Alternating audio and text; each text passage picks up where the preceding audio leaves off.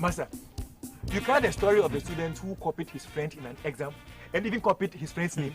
I hope say Yanum no could copy the NDC flag. Hey boy, when we talk, the NDC's People's Manifesto, it be top one. See, what Once they hit them hard with the legalization and the regulation of Okada. No, Yanum come. Them say them start consultation long time to legalize her. Then we hear say about me, I say he go buy car for each Okada rider. Funny. They make beans, I tell you. Don't go fit. Maza, atasi catch them. What the funny be that? Eh? Them think say we all fool, so we go fall for the matrix.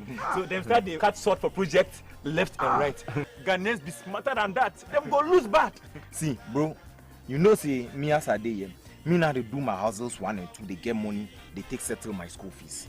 But right now, John Mahama say chemupe, which means the NDC Bahama-led government will pay 50% of school fees for all tertiary students in the universities, polytechnics, college of education, nursing training schools, and so on. Charlie, John Mahama be visionary. Chempe go ease pressure for parents and students, them at all pound. The one way they freak me be the increase of the student loan to meet the needs of the students. And it will be paid on time. You know, say after John Mahama increased the student loan, 2,600 in 2016. Oh, Panano at cap since 2017. Oh yeah, I be here say, John Mahama say he go cancel the guarantor requirement. So say students go access the loan without the need for a guarantor. Oh, as for that move there, Mama force one. What they finish me be say, John Mama say he go bring back the student loan plus scheme.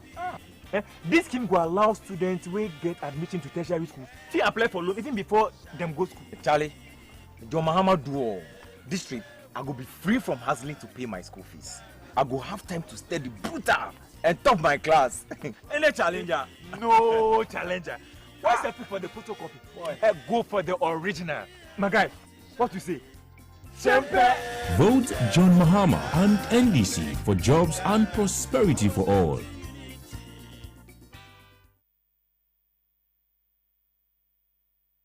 My bro, some double track system with the upbringing one. Did I cry to be? Sir John Mahama ni NDC. Edim kunim December 7th elections here. Eto obetwa. Na me titin say no wiem say Yura Mahama Samba.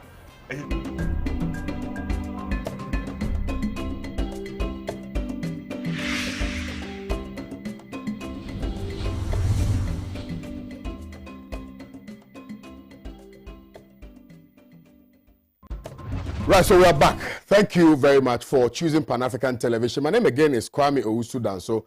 This is the newspaper review segment where we do a proper postmortem analysis, and I used the word proper postmortem analysis of all the issues that are of great relevance, all the issues that affect you and I, all the issues which either progresses or retrogresses the development of our dear nation Ghana. And today is no exception. We are going to try to deal and address quite succinctly all the issues that have cropped up, all the issues that are making the rounds on both traditional and social media and other portals, and all the issues that have been looked at from a very myopic perspective. We are going to be very truthful to the facts. We are going to state the facts as they are, and we're going to respond to the facts as they are. And it is instructive that we do this in the interest, in the general interest of our dear nation Ghana, without recourse to any whims and caprices of any political figure. So you sure should know that today's program is going to be very, very detailed, very informative, very educative, and in the final analysis, it is going to ensure that at least we put out some information which you are deprived of as a result of some parochial interest that people gain with the association with some political actors and players in our dear nation Ghana. Welcome again to Good Morning Africa. Welcome to the newspaper review segment. Welcome all of you. But I want to also encourage you out there that you share with us what your thoughts may be in respect of all the issues that we are going to be raising and in respect of all the issues that we are going to be dealing with this morning. particularly the biggest elephant in the room, which has got to do with the resignation of Martin Amidu and the responses thereof emanating from the quarters of the president, His Excellency Nana Addo Dankwa Akufo-Addo, through the executive secretary Nana Asante Bedietu. We're going to be responding to all of these issues here. They have written a 9-page response to Martin Alamisi Benz Kaiser Amidu, and which response is seeking to make nonsense of the allegations leveled by Martin Amidu in respect of the delivery of his work to the service of Ghana. So we are going to be dealing with all of these issues here and more, and today you don't want to miss it. So if you are watching the morning show alone, don't be greedy, don't be selfish. Make sure that you call a friend to call a friend to call another friend to tell them that here is where we deal with the significant, with the manifest, and with the latent issues that affect the conversations that we are seeking to have on the morning show today. The WhatsApp number is 026-084-6539. 026-084-6539. At the outset, let me extend a voice of greeting to my very, very good brother and friend who is very endearing, who is very passionate about what he does, who has superintended quite successfully over the activities of Ridge Royal Hotel. Ridge Royal Hotel, the general manager of Ridge Royal Hotel, Mr. Samuel Obiri Eduama. Mr. Samuel Obiri Eduama, a special good morning to you from all of us at Pan-African Television. Your work speaks for itself. It speaks volumes for itself. And there's no gainsaying the fact that you are very good at what you do. So, a special salutation. Are you correcting me with my English? Okay, because yeah, the English teacher maybe I may have said something that requires your intervention. I'm rather enjoying the construction and ideation. Construction and ideation. Thank you very kindly. Yes. So a special good morning to you, Mr. Samuel Obiri Eduama, and your staff at Ridge Royal Hotel. Now, let me also say a special good morning going out to you, the incoming MP for Nalerugu Gambaga constituency, Alhaji Baba Seidu Isifu. Alhaji Baba Seidu Isifu. And also a special good morning to my very good friend and brother, Honorable Dr. Robert Kugagnablem, MP for Binduri constituency. You are doing the watching this morning, and I'm very excited, very exhilarated that you're watching the morning show today. Let me, before I introduce the topics to you, introduce my very revered panelist for today's conversation. And here seated is our governance and democratic expert. His name is Alhaji Dr. Marzouk Abubakar Muhammad. Good morning to you, sir. Good morning, sir. And I hope you're doing very well. Alhamdulillah. Fantastic. And also here seated is our firebrand who has been absent for a while. He was attending to equally very important event relative to his party, but he's here this morning to grace this particular show. Good morning to you, Soprano Sapon Sylvester, and I trust that you're doing very well. By the grace Almighty. Amazing. Yes, yes. We are expecting Ambassador Sampi Yale to also join us this morning. I'm sure he's on his way for whatever reason, which is very strange because he normally comes very early. He's not here seated, but trust me that he's going to be here, and we're going to listen to his depth of appreciation of the issues that we have tabled for our conversation this morning. Without wasting your time, let me take you through the topics. 1, amnesty calls for release of Ivorian opposition leader. Amnesty calls for release of Ivorian opposition leader. And I'm sure you are apprised with the full facts of these matters. It appears that the current president is trying to stifle opposition.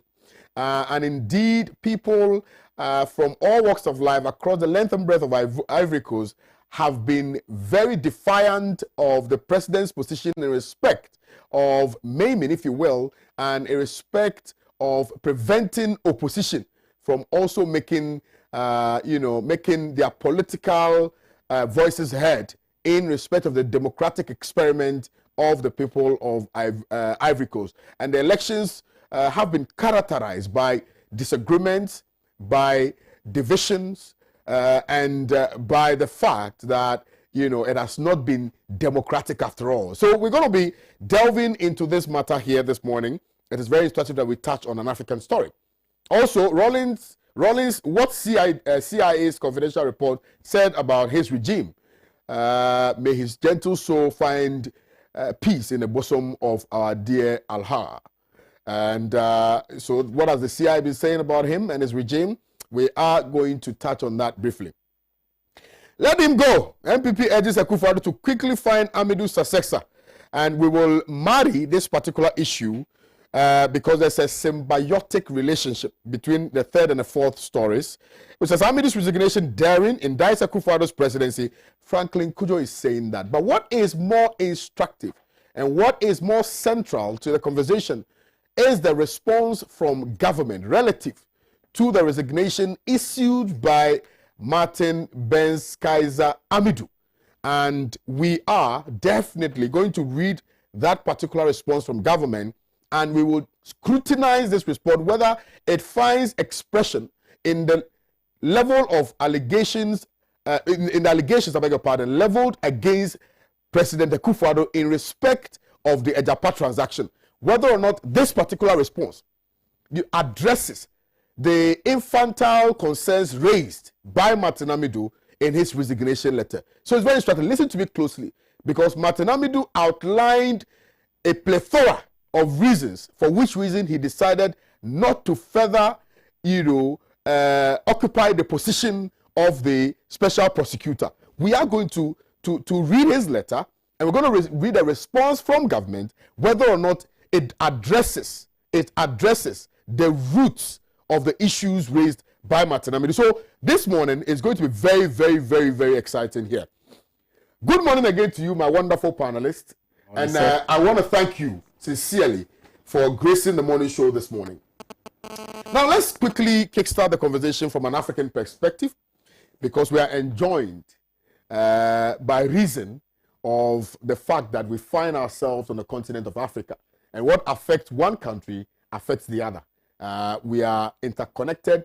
We are engaged in politics of, if you will, education, because we all learn from each other, etc. So it's important that we address some of these issues emanating from other countries for us to draw lessons from them and forge a path of progress for our dear nation, Ghana. So we are starting the conversation from Ivory Coast, which is our neighboring country. Ivory Coast has been bedeviled quite recently. Well, not quite recently, actually. I think that it has been a perennial issue, but it has become more pervasive in this current dispensation, where opposition has been gagged. And Amnesty International is calling for the release of Ivorian opposition leader. And we need to read a little bit of that story, respectfully given the Daily Graphic newspaper, for ourselves and the viewers to be apprised with the full facts as stated in the Daily Graphic newspaper this morning. Amnesty International has called for the release of Côte d'Ivoire Pascal Nguessan, if I didn't get the name right, forgive me, and others who were arrested days after the Constitutional Court confirmed President Al-Hassan Watara's re-election.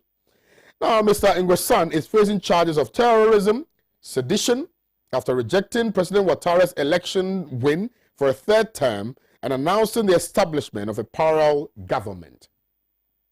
The rights group has also said several human rights abuses were committed before and after the electoral period, including attacks on demonstrators by people armed with machetes and guns. President Watara last week held talks with his main rival, Henry Konan Bedie, in the commercial hub of Abidjan to make peace in the country after weeks of violence over a disputed presidential election. After the meeting, the opposition said no dialogue will proceed unless all those arrested over election protests were freed. Officially, 85 people, and I repeat, 85 people died, while 484 were wounded in the electoral crisis. Côte d'Ivoire opposition leader Pascal Afi Nguessan has been arrested for announcing the creation of a parallel government after boycotting last month's presidential election. The former prime minister was said to be detained in the town of Akupi. His arrest has not been publicly confirmed by Ivorian authorities. Several opposition leaders face charges of terrorism and sedition after rejecting President Al-Hassan Watara's re-election. They say he violated the constitution by seeking a third term. But President Watara has defended his decision, saying a new constitution in 2016, I beg your pardon, restarted his mandate, meaning he could run again. He won 94% of the vote in the October 31st poll. AFP reported this particular story. It's very interesting, the issues which are unfolding in respect of Ivory Coast and its leader Al-Hassan Watara. What do you have to say, sir? Good morning to the cherished viewers of ours, and thanks for the opportunity. Special good morning to the people of Nantong. Yep. Special good morning to Yana, to Yuna, and to Myanglana. Thank you. Kwame, this is very unfortunate. Very, very unfortunate. Before I go into the content of the story, I want to remind all of us of one thing. The Côte d'Ivoire used to be a model of democratic stability on the continent of Africa. Then it became a model of a model of instability on the continent of Africa. And it is important for all of us to show concern. Absolutely. We need to be fair to all the characters. The call by Amnesty International is legitimate. Legitimate because the arrest is shrouded in unconstitutionality. Let me say that yes, it is seditious. In all civilized constitutional jurisdictions, it is seditious for anybody to declare a parallel government. That is seditious. But it is so when we are dealing with a normal situation. In this abnormality that led to the second abnormality, it may be difficult to argue that the declaration of the parallel authority by the opposition leader amounts to real sedition. Okay. It is true that what Alassane Ouattara is doing is not best. It's not the best for the people of Ivory Coast. And for that matter, the whole continent. Alassane Ouattara should understand that he has been a victim of what he is doing. A victim of the same thing that he is doing. In fact, Gbagbo, most people didn't like Gbagbo because he divided the country. Northerners against Southerners, Muslims against non-Muslims, Christians against non-Christians. And it looks as if Alassane Ouattara is repeating the same thing. Alassane Ouattara has every right to govern. But Alassane Ouattara should understand that the constitution gives him a limitation. And if he uses gymnastics to change the constitution to perpetuate his stay in power, definitely he should be ready to manage conflict in relation to the use of gymnastics for his political ambitions. Alassane Ouattara is arguing that yes, he is the president and the opposition leader has declared a parallel government. Yes, it is seditious, but in this context, it is not. It will be very difficult. Very difficult in the sense that the opposition leader and his supporters have not been given the opportunity to use legitimate means to fight for their right. In a situation where illegitimacy becomes the order of the day, definitely the opposition to that illegitimacy could also be another form of illegitimacy. And that is why I am saying that the call by Amnesty International is legitimate. And it is important for Alassane Ouattara to understand that what he is doing is a mockery of democracy. Modern democracy. Yes, mockery, complete mockery of the modern democracy. Alassane Ouattara wants a kind of darkness to fall on Ivory Coast. And I think it is up to the people of Ivory Coast to rise. But let me tell you something, my brother. I think it is time for the African continent to start to initiate its own concept of democracy. Let's try to use our chiefs or the chief executive institution as an important functional organ of governance. Let me give you a classic example. We all know that Asante is doing very well in terms of education, in terms of even chief-centered diplomacy. Other paramount chiefs are doing so.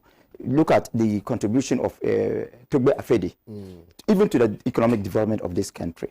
Look at the contribution of Yagbongura to the moral development of this country. I have been told that in relation to the celebration of the Dambas festival, the Yona, that is the chief of Savilugu, has been able to come out with a health package through which elderly people have been given free Medicare. This is very important, and this contributes to the welfare of society. Menglana, I'm reliably informed, that is the chief of Meng, is coming out with a scholarship package, education. There's no progress in modern society without education. I'm just giving these instances, and I know Yana has designed a complete development agenda, complete development plan for Dagbon and other nations in this country. So, these are chiefs that we can use as part of our governance structure. If we continue to use the Western style of democracy, definitely we will continue to have problems. But in a situation where we mix our own fashion of governance, the traditional authority with the secular authority, I think we will be able to come up with a very different system of governance that will be suitable to our own situation. And I believe that, Alassane Ouattara, in such an African secular kind of governance, would not have the opportunity to insult the will of the people and to use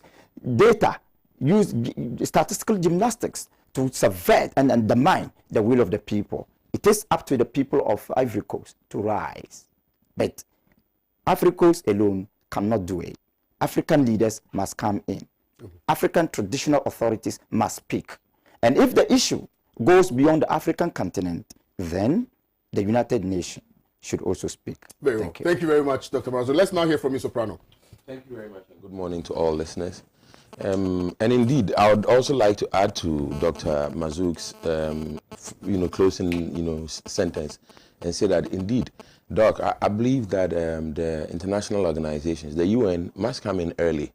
It would probably stem the tide towards what is looking like it's going to be a protracted civil strife in our next door neighbor, Cote d'Ivoire, because of President Alassane Ouattara's surprisingly insatiable thirst for executive power.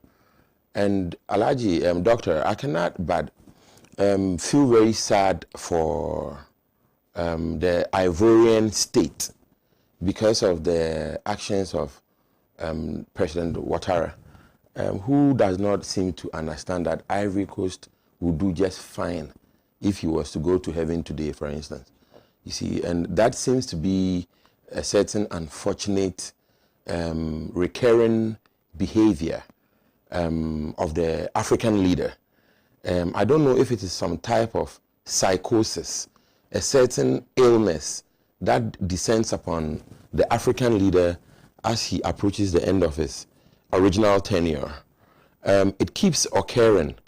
And Doctor, I'd like to use this opportunity to appeal to you, especially because you are a university don, and you are so often involved in research, and that you do a lot of research with, and you're associated to so many researchers, that you probably give this out as a project student to some of the final year students, or even maybe a master's degree or doctoral thesis, to find out if it is some type of disease, that seems to be afflicting our African leaders, so that as they approach the end of their, original tenure, they seem to become afflicted by this malady of wanting to be sticking around forever. You understand? Even President Kwame Nkrumah eventually left the scene, and Ghana didn't break. You know, talking about La Côte d'Ivoire, Houphouët-Boigny left, and La Côte d'Ivoire is still around. Alassane Ouattara is a massive disappointment for those of us who placed our political stock in him, so to speak, because we thought he was a breath of fresh air. He's great friends with our president, His Excellency Nana Addo Dankwa Akufo-Addo, and I want to believe that our president has been having conversations with him and reminding him of what he ought to be doing and the impact, the adverse impact of his actions across the sub-region, because we are more and more living in an interconnected world right now. You see, and whatever happens in Côte d'Ivoire, gives us the Côte d'Ivoire coughs, Ghana catches a cold. I've had the opportunity to also express my concern about the trajectory of the Côte d'Ivoire political situation. Doctor, and that's also largely because Ghana is likely going to be the country that suffers the most in the event of the situation in Côte d'Ivoire exacerbating. Refugees are likely to come across the border. They likely would come to Ghana than want to go to, say, Liberia or Sierra Leone, because of the stability we've been able to engender in this, our beloved republic. You see, but what I'm worried about is that we in Ghana today are actually surviving a very harsh economic situation. You understand? If you look across the country, you see that the youth of this country are massively unemployed. Housing is a massive headache, especially for the urban youth who are mostly living in kiosks with, no toileting facilities. And I mean, doctor, I'm not ashamed to say it, that there are lots of Ghanaian youth living in the big cities, Accra, Kumasi, Takoradi, etc., like that, sleeping in kiosks and uncompleted buildings, and they don't have toileting facilities.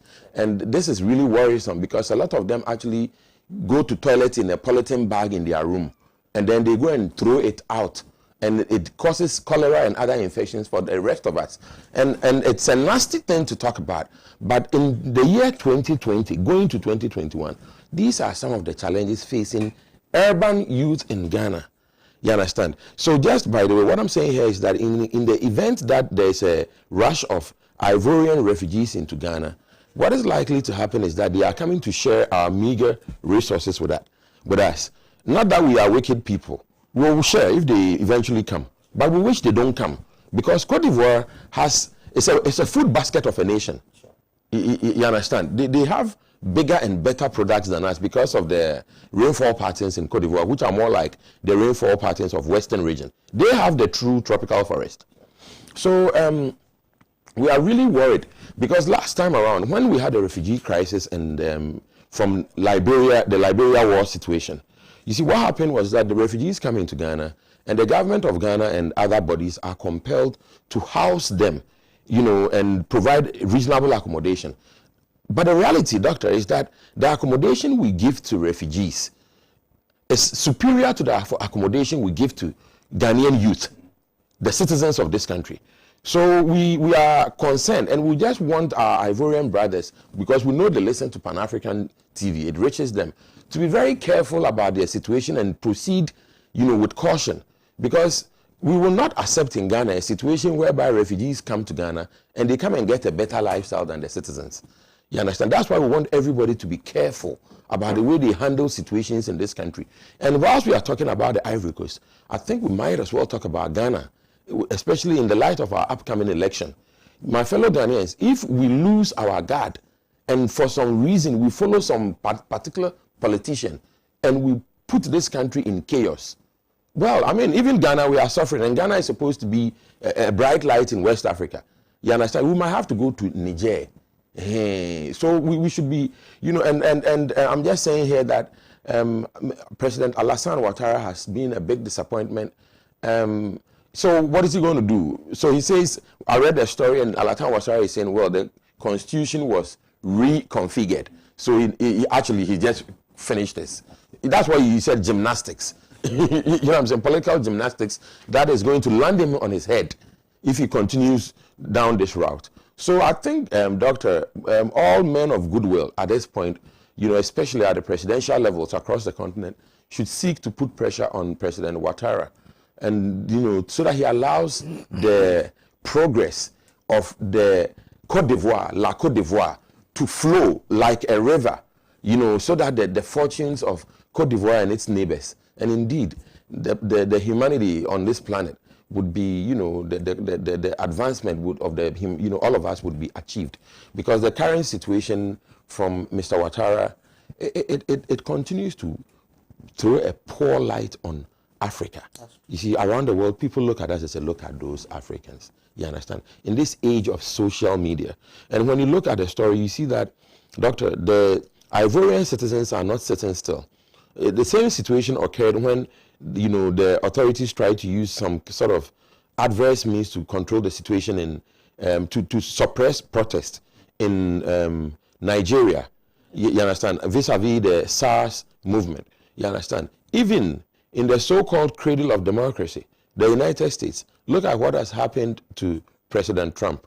We urge President Alassane Ouattara to proceed with caution and continue and put the interest of the Ivorian state ahead of his fickle political aspirations.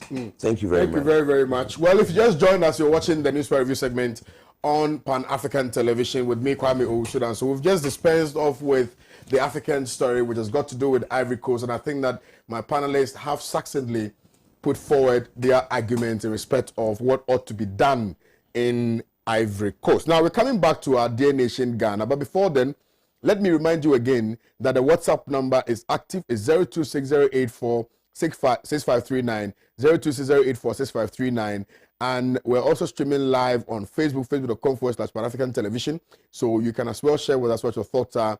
We're still expecting Ambassador Sampiale from the NDC to join us this morning. I don't know why he's not here. Maybe Justice should just, or the producers should reach out to him and find out whether or not he'll be able to make it in time for the morning show. Regardless, I still have very intelligent panelists here seated who are definitely going to deal with all of these issues here and more. So, Panel, let me start with you on the second topic. Rawlings, what CIA's confidential report, and I think you've read that already, said about his regime. Please. Thank you. Kwame, thanks for the opportunity. And by the way,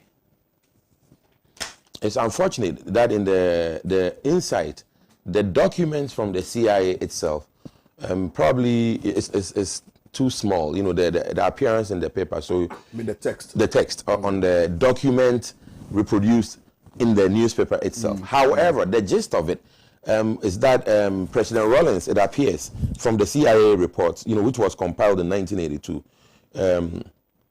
you know, that the president was obsessed, that's President Rawlings, was obsessed with, you know, his survival vis-a-vis his personal security. Actually, they say he was, you know, preoccupied with his personal security and, you know, had no idea, according to the CIA, no clear idea of how to achieve his aim of an equal and prosperous society, you know, and so he was dependent on radical advisors. I find this to be a very powerful, you know, report put out by the Insight. I think it is. People should grab the newspaper today. And if the CIA is to be taken seriously, as they are, because they are, you could say that they are probably the world's most preeminent security apparatus, okay, so that the reports they give and in the timeline they give is very interesting. They talk about the fact that he was preoccupied with his personal security. I'll take that first. President Rawlings' preoccupation with his personal security, okay, and then its impact, you know, on his subsequent actions. So I'm not surprised that President Rawlings was preoccupied with his personal security. Indeed, Doctor, you might not be aware, or you might be, the Christiansburg Castle, where the seat of government used to be before it was moved to the Flagstaff House, is now a museum, okay, and you can visit it at any time, and it's a fantastic visit. I urge Ghanaians and anybody within the sound of my voice to take the opportunity whenever they get a chance to visit the castle in Ghana, Accra. We call it Castle, the Christianburg Castle, former seat of government. And you know, when I went there, I found out that President Rawlings survived about 8 assassination attempts on his life at the castle.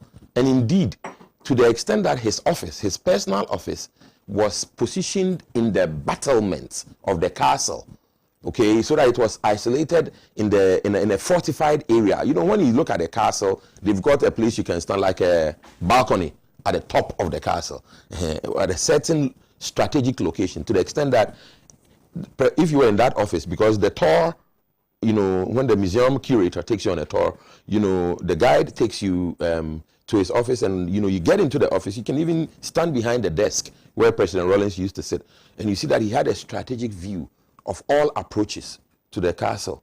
And they said he spent a lot of time there and survived assassination attempts, about 8 of them. But the point is that, you know, I'm drawing attention to this issue of his personal security, his obsession with his personal security, and the impact it had on the governance of this country. And I wanted to link it to the fact that people have often said that President Hillary Liman, who was the elected leader of Ghana before the coup d'etat, President Rawlings' coup d'etat, people like to call it a revolution. It was actually a coup d'etat, you see. And, you know, people were saying that President Liman did not have, he didn't have good security, you see. And I've had occasion to point out that it's not an issue of the president having good security or not having good security. As much as it is illegal to just seek to overthrow the president. In essence, like if you are staying in your house and an armed robber comes to your house and defeats you, it's not that you were loose. You understand? You were going by the law, living in your house, obeying the law. It's the armed robber that broke the law. You understand? So what I'm saying here is that because of the actions of the coup d'etat, which was a violent takeover of the administration of the country, the leader of the coup d'etat, in the person of President J.J. Rawlings, was feeling insecure. And that impacted everything that he was doing across the economy and across the country. Indeed, according to the CIA report, they said that he had no clear idea of how to achieve his aim. Let me stop there for a moment and compare it to the administration of Dr. Hillary Liman, who had a manifesto and a clear plan. You understand? For me, I cannot divorce President Rawlings' actions, especially the early parts of his government, the PNDC, from President Hillary Liman. People seem to forget that President Hillary Liman inherited the 1970s, the chaotic 1970s, when the country's economy was brought to its knees by the combined administration of General Ignatius Kutu Echampong and his successor, General Ekufu.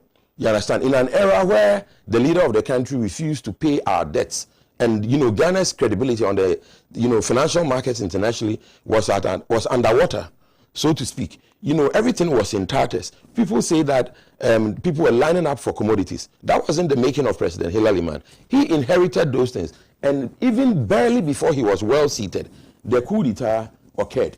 So it is not surprising that President Rawlings, when he came in at that time, did not, according to the CIA report, you know, had no clear idea of how to achieve his aim. You understand? Because it was a coup d'etat. It was not comparable to a manifesto-wielding president of the sort that President Hillary Liman was. Okay, and the statement continues. You see that, and because he had no clear idea of how to achieve his aim of an equal and prosperous society, you know, it led to President Rawlings' dependence on radical advisors. You understand? Radical advisors. In my opinion, Professor Kwame was one such radical advisor. You understand? Yes, with the highest regards to him. You know, and at that time he was radical. He might be not so radical right now, but he was radical. He will admit himself. You understand? And he was carrying this Fidel Castro beard at the time. You understand? There are a lot of stories about Professor Ahoy when he was serving Ghana at that time. You understand? He had another radical in the person of Dr. Kwesi. You understand? He was another radical economics professor. You understand? And you know that some of us believe, and we have evidence to suggest that he broke the industrial backbone of Ghana when he collapsed the Gihok Industries, the Ghana Industrial Holding Corporation, all the 24 industries, in one fell swoop overnight. We have an eyewitness account captured in the book, Third World to First World, by One Touch, which I co-authored with the principal author, engineer Robert Wood. So you see that President Rawlings was actually not settled because of the coup d'etat. And I'm stressing this, to point out to the youth of this country and to anybody within the sound of my voice that the best way for us to go is constitutional government. It is.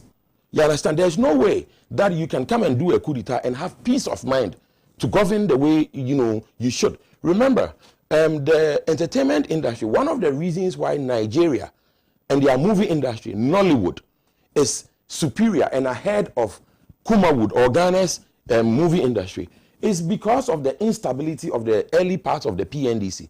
There were curfews in this country for I think 3 to 5 years. Doctor, if I'm not mistaken, at least 3 years. 6 o'clock, everybody has to sleep. Nightlife in this country simply collapsed. But Freda Muge came out to say that admitted that caused a little, if you will, that slowed the pace of progress for that industry. However, he also came to revive it when he put up the National Theatre. So, yes, there was, in the beginning, there were some shortfalls. However, that was corrected subsequently. So, yeah, so, I mean... Well, I appreciate that he built the National Theatre. But, for instance, the National Theatre and its impact. Kwame, if you take a look at the National Theatre, you ask yourself, how many Ghanaians have even been there? I have been there once. You understand? But the curfews were nationwide, or it was nationwide. You understand? And the impact not only on the movie industry, but the nightlife, the employment, drinking bars, hotels, and all of these such other items. All I'm saying here, Kwame, is that the report, as we see it from the CIA, is proof adequate that the best way to go is with a legal civilian government elected by the will of the people of this country. When you have a government like that, such as that government, which was headed by His Excellency President John Mahama, you understand, such as that government, which was headed by His Excellency President which is headed by President Nana Akufo-Addo, was headed by President John Ajekum Kufuor. Indeed, you would see, in fact, Doctor, and I'll say this and I think I'll round up. When you look at the posture of President Rawlings, especially the early part of the PNDC, and then you look at the posture of President Rawlings in 1992 and 1993, then you see where I'm coming from. In 1992 and 1993, the elected President J.J. Rawlings was relaxed. He had a clear vision, to where he wanted to take the country, because it was a constitutional government. He was elected. And then you juxtapose that to the CIA report about the early parts. You understand? And you see that Africa, we must strive to maintain the democracy that we have. It is not perfect, but it beats every other system that I can think about at the moment.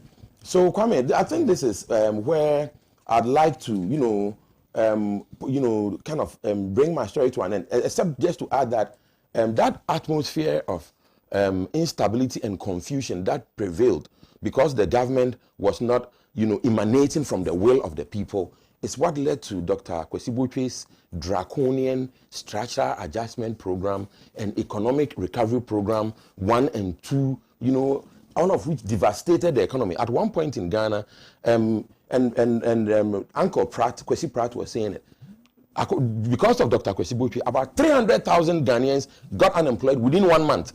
We used to call it redeployment. And everybody came to stay at home. And Engineer Robert Wood has always been lamenting that what happened was that the knowledge that had been acquired, by Ghanaians from the 1960s in the Gihok factories could not be passed on to the next generation because it was truncated. They just sent people home. So, Doctor, you are a professor in a university. You have teaching assistants.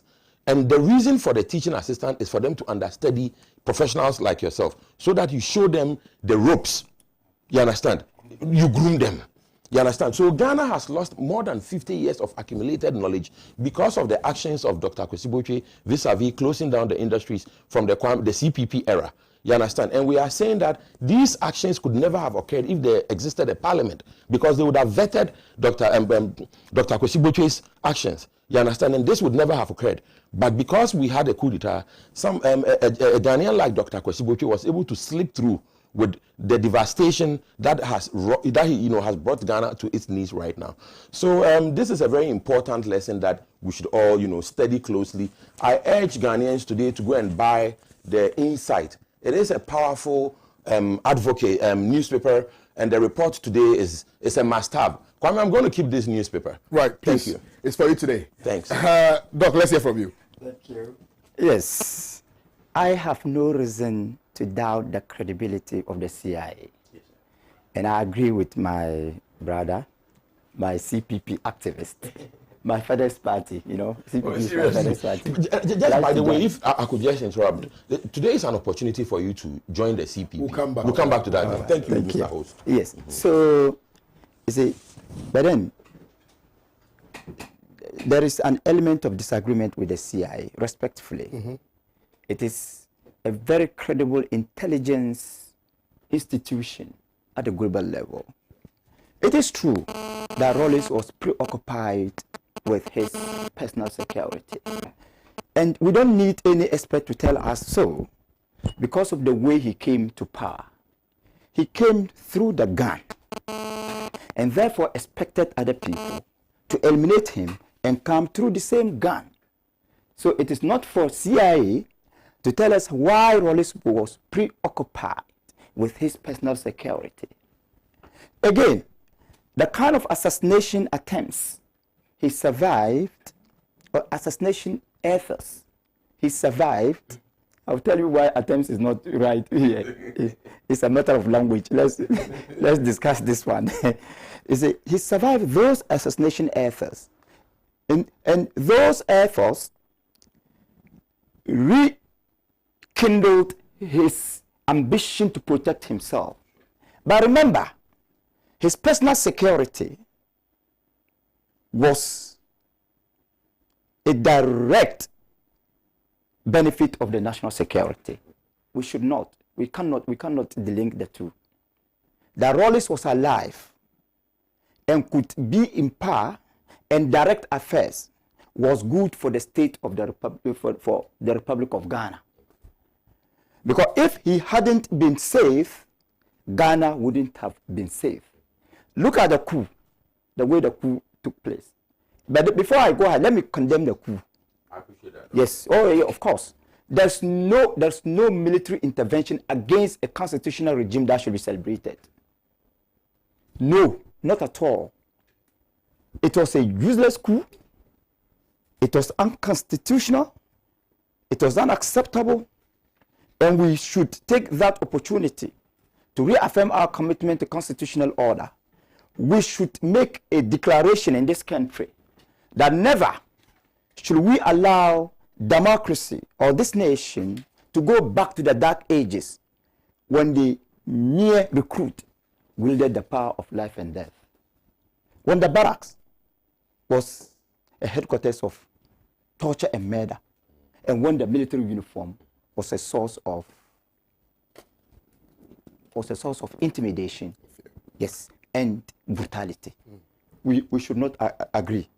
However, after surviving all these things, we should also not be oblivious of one thing, and that is inexperience. Sure. So if CIA wants to argue just because Rawlings was preoccupied with his personal security, he didn't understand the welfare of the state, that cannot be entirely true. Because apart from everything, he was inexperienced. He never had any experience before he came to power. So the inexperience could also have negative impact on the progress of the nation, right? And then, after a relative period of stability, Rawlings also contributed to the development of this nation. At least, the long stability that we enjoy, even in a state of fear, was enough to lay down the foundation of progress. And today, what we even achieved in the military era of Rawlings may be significant for us to appreciate democratic governance in this era. Yes. And it is also true that Rawlings did a lot of things after he was able to stabilize the nation. If I don't know anything, I know the extension of hydroelectricity, right, to the north. Sure. The rural electrification. He did a lot. He built hospitals, he built schools. He did a lot. The worm eradication. Yeah. Yeah. He did a lot. Rural electrification and all of Rural that. electrification, whatever. He did a lot. And then, in his era as a constitutional president, he built a whole university. In fact, let me tell you something. When the committee of experts was established, the committee recommended that the university wouldn't be feasible. Rawlings rejected that recommendation. Used his own money and established the university. Today, yes, UDS is a source of pride to the whole country. In fact, it's one of the most rapidly growing university in terms of innovation, in terms of program innovation. So Rawlings has been vindicated. So he has been able to chalk a level of success in terms of national development. As for the early days, everybody would have behaved the same way. Every inexperienced person would have behaved the same way. What also haunted him was the excess of the military intervention. The killing of the generals might have also haunted him. That alone was enough to be oversensitive to his personal security. But in spite of everything, he was able to survive these assassination efforts. He was able to stabilize the country. He contributed his quota in terms of national development. And finally, he accepted the return of constitutional order. He became a president of the constitutional regime and peacefully handed over to another elected government.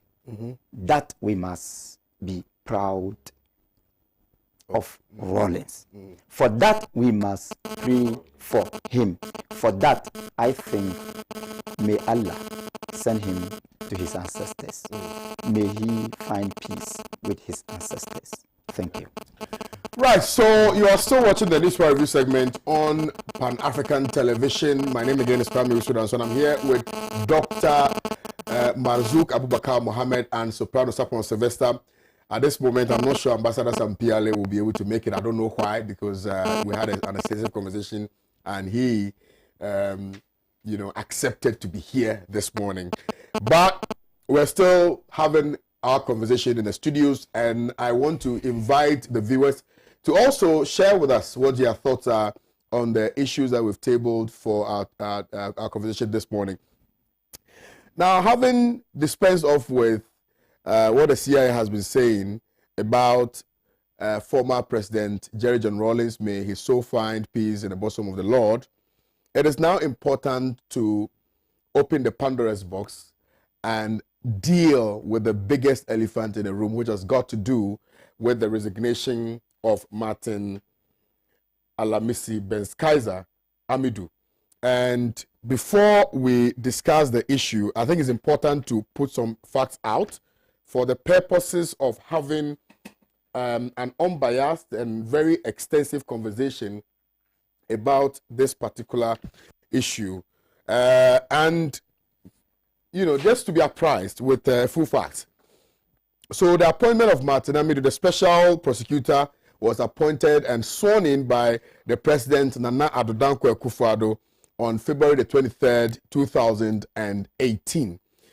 Now, these were the expectations. The special prosecutor is and was expected to investigate corruption and corruption-related matters or offenses and will prosecute those found culpable and also retrieve assets gained out of corruption.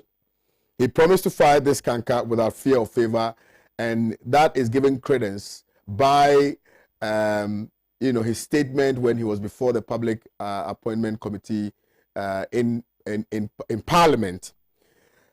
Now, he subsequently was faced with a myriad of challenges and a sea of issues bedeviling his office. So, after his appointment, he cited some lapses in the appointment bill laid before Parliament, where he questioned a clause in the bill which limits him to specific crimes. So he sought to expand the operational, if you will, periphery within which he was to operate, right? Now, questions over his eligibility came up, where the minority in Parliament sought to question his eligibility because of issues relating to his age and whatnot. But that issue also was dealt with, and indeed it went to Parliament. I remember, as it Mahama Yariga or somebody took the matter to court to challenge, his age limit for that appointment, because it's a public office, and because he was over 60 years or above 60 years, the question was whether or not he was the right person to occupy that position. Beyond the fact that he is very competent and he had the requisite,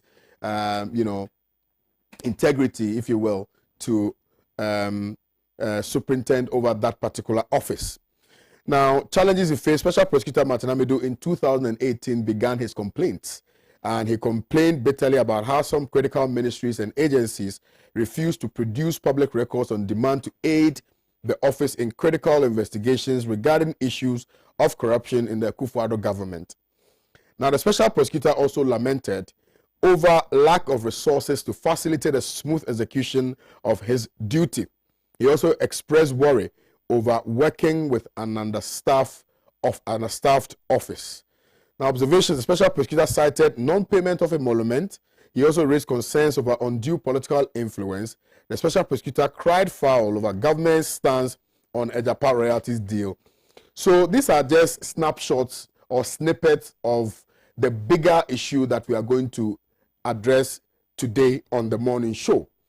Now, let me share with you, and I'm sure pretty much you are already in the know as to the resignation letter that was issued or given to the president 2 days ago by Martin Amidu. But for the purposes of those of you who are not privy to this particular document, I would want to read the document. Is a little lengthy, but I'll try and read it as fast as I can so that it can aid our conversation, and also read a response from government through the executive secretary to the president.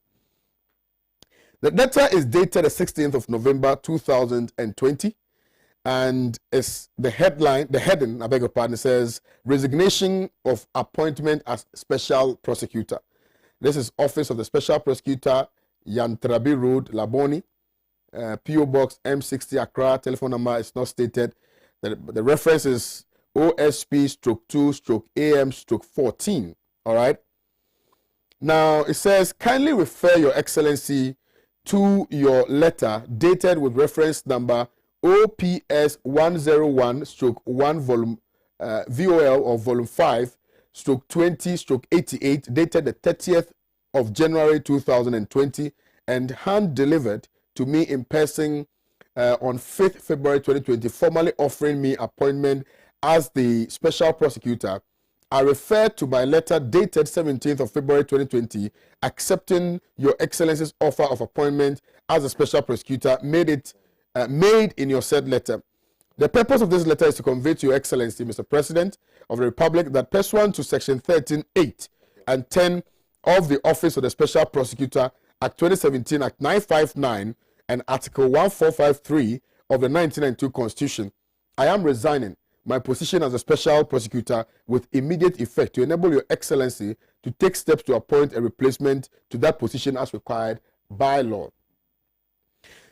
The one condition upon which I accepted to be nominated as a special prosecutor when you invited me to your office on the 10th of January 2018 was your firm promise to me that you will respect and ensure same by your government for my independence and freedom of action as a special prosecutor. Several things have happened since then, but your reaction to my letter with reference to OSP SCR 2020, dated 16th of October 2020, which was delivered to you on the 19th of October 2020, conveying to you the conclusions and observations of the analysis of the risk of corruption and anti-corruption assessment of the Ajapa Royalties Limited transaction, convinces me beyond every reasonable doubt that you had labored under the mistaken belief that I could hold the office of the special prosecutor as your poodle.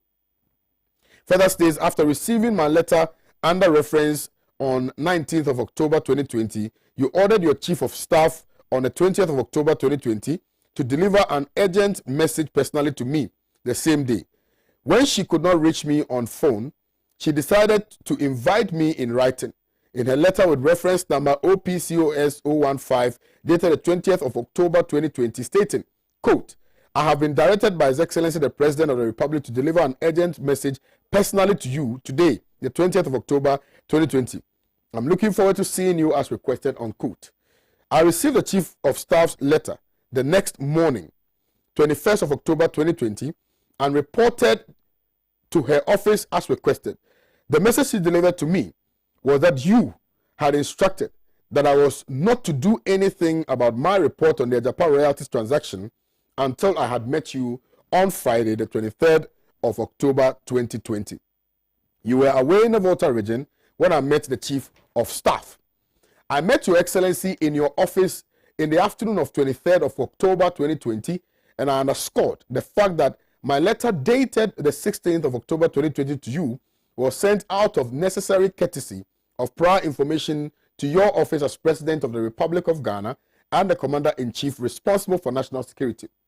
I also underscored the fact that the analysis of the risk of corruption and anti-corruption assessment was conducted professionally. It could not be reviewed by the Minister of Finance or yourself. And my letter was particularly not intended for you to direct me as to how to conduct the duties of my office. Your Excellency insisted that I should withhold any further action on my report for 1 week. I reluctantly agreed to your terms but gave you notice immediately that I did not intend to continue as a special prosecutor because of your interference in the performance of my functions under the law. You eventually invited me to your office in the evening of Sunday, the 1st of November 2020, where I again asserted that I was not going to bargain over the independence of my functions as a special prosecutor. I refused to take a copy of the alleged comments from the Minister of Finance you offered me, as that would have compromised my independence as a special prosecutor. I also refused to shelve my report to enable you handle the matter, which explains my press release to the public on the morning of 2nd of November and the follow-up with the distribution of the full 64-page Ajapa Royalties transactions anti-corruption assessment report to the public.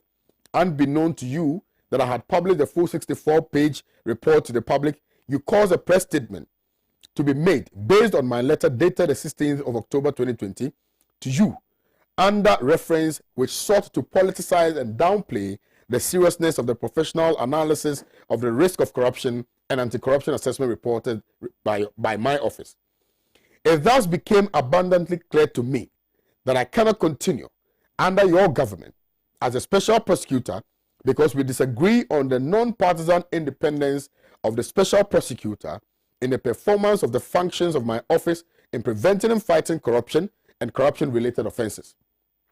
The 64-page analysis of corruption and anti-corruption assessment report discloses several serious corruption and corruption-related offenses in respect of which I intended to open full investigations as a special prosecutor. And I want you to note that in respect of which I intended to open full investigations as the special prosecutor. So note that for me, because in the response, something like that came up, which is addressed by this particular statement. I cannot do that now after your political interference in the performance of the functions of the office for 2 weeks from the 20th of October 2020 to the 1st of November. I said you should note the fact that he said that the 64-page analysis of corruption and anti-corruption assessment report discloses several serious corruption and corruption-related offenses in respect of which I intended to open full investigations as the special prosecutor. So that point is very crucial for us to note. I cannot do that now after your political interference in the performance of the functions of the office for 2 weeks from the 20th of October 2020 to the 1st of November, culminating your directives on how the anti-corruption assessment report of the Ejapa Royalties transactions limited by this office should be handled by the principal suspects disclosed by the anti-corruption assessment report. More importantly, Your Excellency, also note this, was acting as a judge in your own cause, in usurping my functions to take any independent follow-up actions on the anti-corruption assessment report when you knew from my 13-page letter of 16th of October 2020 conveying the conclusions and observations of the anti-corruption assessment report to you that negative anti-corruption assessment had been made against the conduct of your office in the procedure adopted in granting the executive approval dated the 24th of March 2020. Also note that. And your assent of the Minerals Income Investment Fund, Amendment Act 2020 on the 27th of October 2020 intended to retroactively impact the parliamentary approval of the transactions. So retroactively, for the purposes of those who are listening, means, something happening now that affects the past. So it's very important for us to note that as well. Now, he proceeds to say, documents granted on the 14th of August 2020, pages 31 to 33 and 52 to 53 of the full 64-page document report submitted to you on the 2nd of November 2020 contains the detailed anti-corruption assessment on these matters. The totality of the foregoing interventions by you in my functions make my position as a special prosecutor untenable. All right? And he says, and I'm almost done, I had also stated in my vetting for approval by Parliament on the 13th of February 2018, which was broadcast to the whole world, that the Office of the Special Prosecutor will be innovatively operationalized and run effectively and efficiently in accordance with international best practice to be able to achieve its objectives of preventing, investigating, prosecuting corruption and corruption-related offenses and recovering assets of corruption.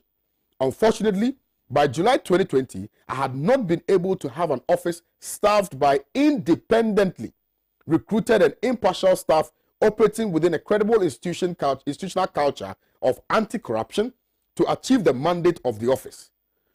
This was the undertaking I made to Parliament and the people of Ghana and on oath during my vetting for approval for appointment. The whole proceedings of our vetting for approval for appointment is still available online, and I am most disappointed to listen to it years down the line. The compulsion to use a limited, the key word here is compulsion, to use a limited number of seconded staff in a 3-bedroom and boys' quarters accommodation undermined the achievement of the objects of the office and my undertaking on oath before Parliament. One cannot seriously continue to prevent and fight corruption by depending on seconded staff of a 2-year duration, into bracket, renewable for another year, who are looking forward to and or over their shoulders to returning to their main employers, who consequently may have more influence over them than the special prosecutor under whom they are supposed to work. I am most grateful for every assistance and support Your Excellency offered me since my appointment. Regrettably, our wishes have not materialized during Your Excellency's first term in office for obvious operational and political reasons. And we now fundamentally, listen to a keyword, fundamentally disagree on a non-partisan professional approach to the prevention of corruption and fighting corruption to make it a high-risk enterprise for public officers. I also do not see any serious non-partisan prospect of any improvement in preventing and fighting corruption in Your Excellency's next term of office in 2021. My view has always been that if I cannot assist Your Excellency, Mr. President, in a non-partisan professional way to prevent corruption and to fight corruption, I should not hurt Your Excellency by continuing to occupy the position of the Special Prosecutor. It is essential for me to state, for the purpose of the records and contrary to public perceptions, that my appointment letter was received on 5th of February 2020, almost 2 years after my appointment. The copy addressees made no efforts to honor any of the conditions of appointment in terms of emolument and benefits of the appointment ever since my warrant of appointment was issued on 23rd of February 2018 to the date of this letter of resignation. I accepted the offer on the 10th of January 2018 to be nominated the first special prosecutor because Your Excellency and Ghanaians knew I have been a non-partisan anti-corruption crusader all my life and not an anti-corruption entrepreneur. Also note that. This explains why I have never put the emolument and benefits of the office as central to my commitment and my passion for the establishment of a non-partisan and independent, effective, efficient, and impartial anti-corruption office of the special prosecutor before the end of my term, of the first term of Your Excellency, Mr. President. This has not been possible for several reasons, including those expressly stated herein before. I have delayed since the 2nd of November 2020 in submitting my letter of resignation to Your Excellency to enable me to formally facilitate a smooth transition from my tenure to the Deputy Special Prosecutors, who by law has to act as a special prosecutor for the meantime. She has also not been paid any emolument since her appointment, and you may wish to redress the situation for her now, and now that I'm out of the way. And it concludes, I beg your pardon, sorry. And it concludes by saying, kindly accept your Excellency my assurances of the highest consideration. So this is the lengthy resignation of appointment letter sent to His Excellency the President. There's another one that was purposely for the consumption of the public. I'm not going to read that one, but I want you to why? Honorable Martin, you can write. So, but first of all, I want you to react to this particular one. Whilst after which we will try to read portions, because it's also very long, portions of the responses, or the response, if you will, by government in addressing the allegations leveled against it by Martin Amidu. Let me start with you. Very alarming. Very alarming. And Soprano. My brother Soprano. If you look at the content of Martin Amidu's letter, you are pardoned to conclude that the office of the special prosecutor is nothing but a grand executive sakawa. a grand executive sakawa. It means that it is a convincing theory of no genuine feasibility. A theory that is very convincing, but practically impossible. He raises a lot of questions, a lot of issues, and with all humility to the legislature, with all humility to the executive, it creates the impression of a collusion between a section of the legislature and a section of the executive to dupe the Republic of Ghana. And it is important for all Ghanaians to understand how dangerous this deal is to the Republic of Ghana, to the governing political party, to the future of the youth of this country, and to the prosperity of the nation. It is important for all of us to understand.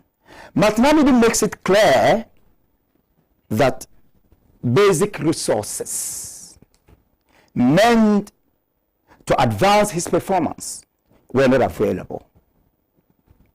He makes it clear even the intellectual resource was not adequate. He makes it clear that his benefits, otherwise called emolument, were not paid to him for 2 years. Why? He makes it clear that he has suffered undermining interventions within the circles of government. And it is unfortunate that this is happening, it is clear to conclude that government is seemingly not committed to anti-corruption. And that is why these basic things have not been provided. I believe that the creation of that special office is more partisan than national. It looks as if it is a pure party project and not a national agenda. If in a situation where leading figures of the ruling party allegedly involved in what Martin Amidu calls corruption, cannot be made to answer, cannot even be questioned, then there's no future in democratic dispensation in this country. There's no future in that Ajapa deal. There's no future in the youth of this country if we are silent. But I ask you a question in relation to law. You gave me good education.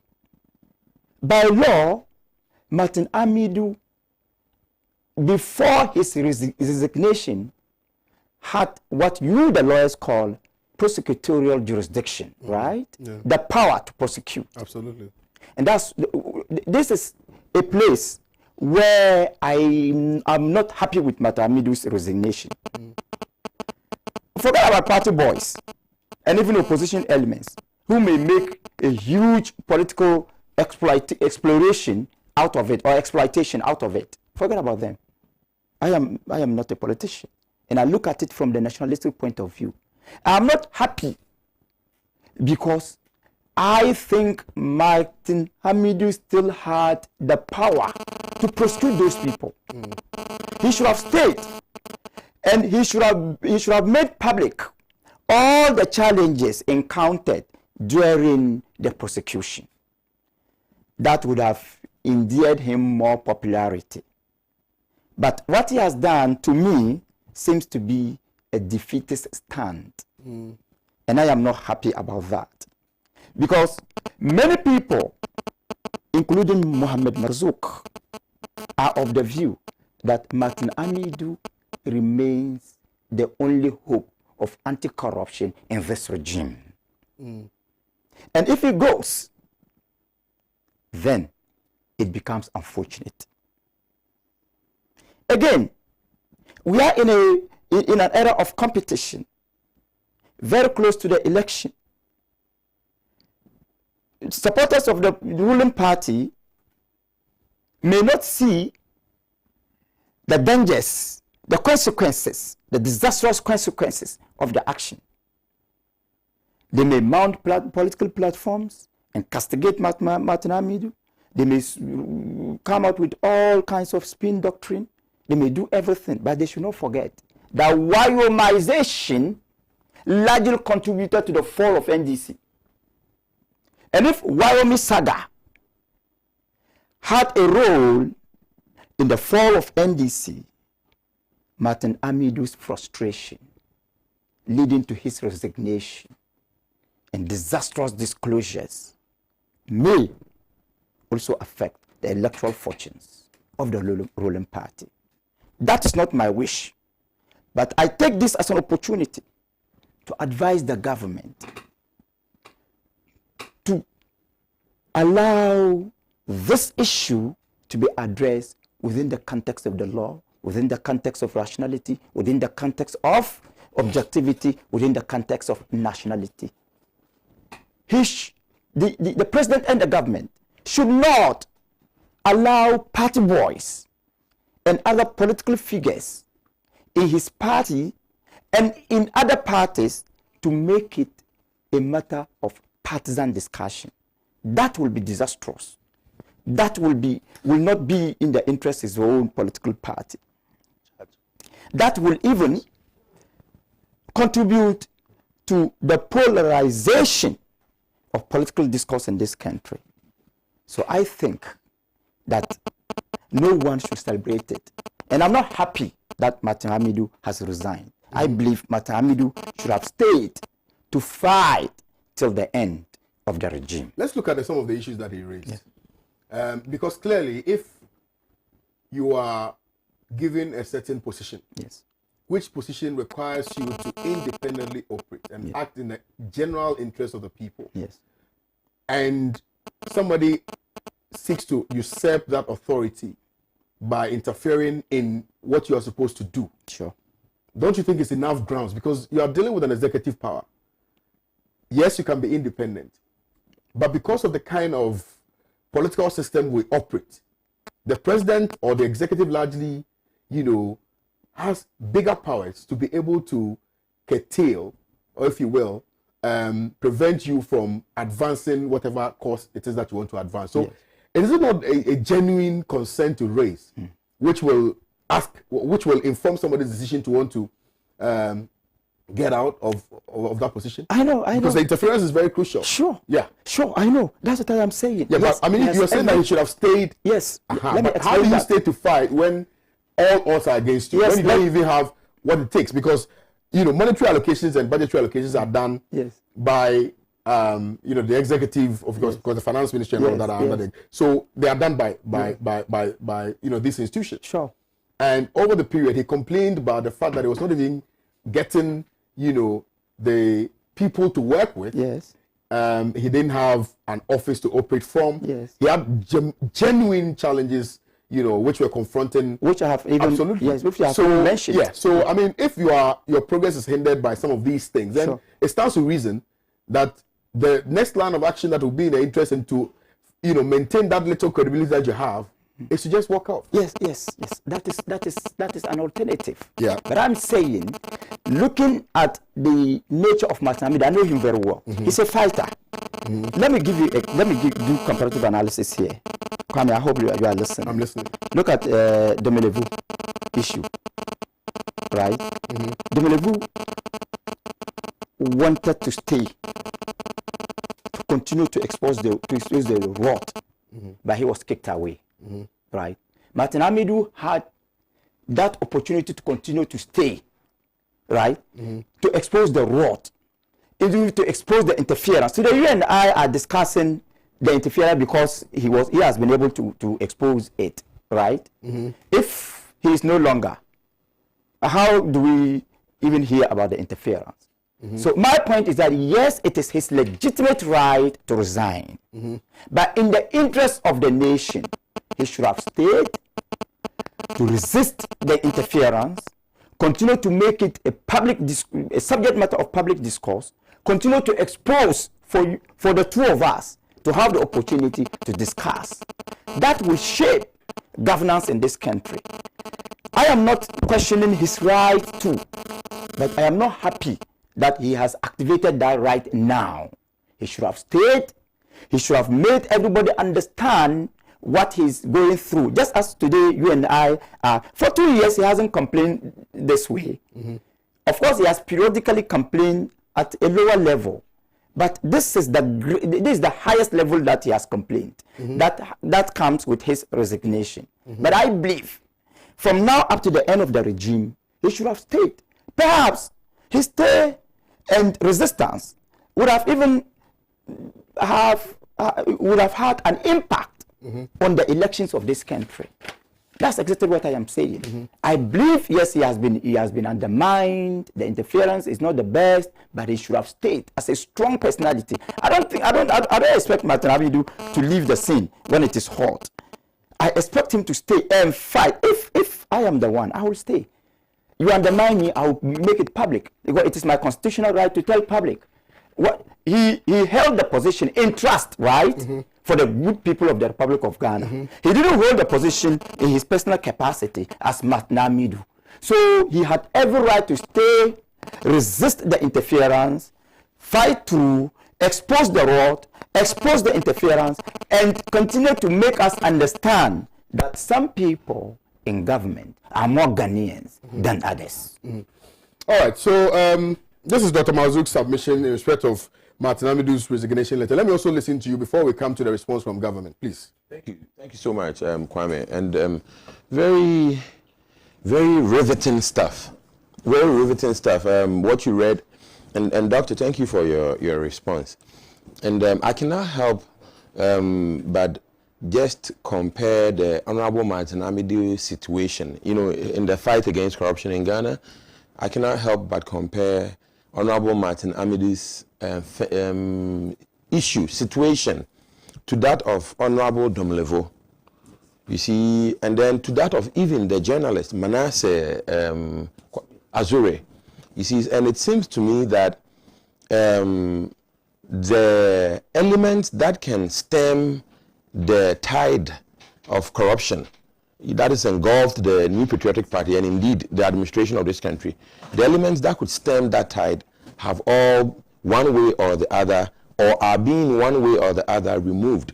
Mr. Domlevo, Ghanaians, we cannot understand what on earth could compel the government to compel the Auditor General to go on this endless leave. And we don't even know if it is the case for all government officials. Is it the case that all government officials are on point on their annual leaves, etc.? And then its impact on the fight against corruption. We are all seeing judgments that have occurred post the departure of Domlevo, and we are watching everything with interest.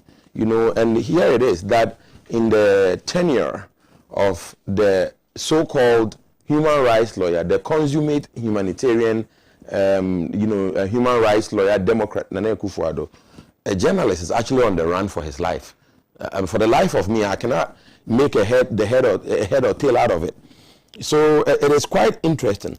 But also, Honorable Martin Amidu has, in my estimation, become a sort of a wild card in our elections, at least over the past 2 elections.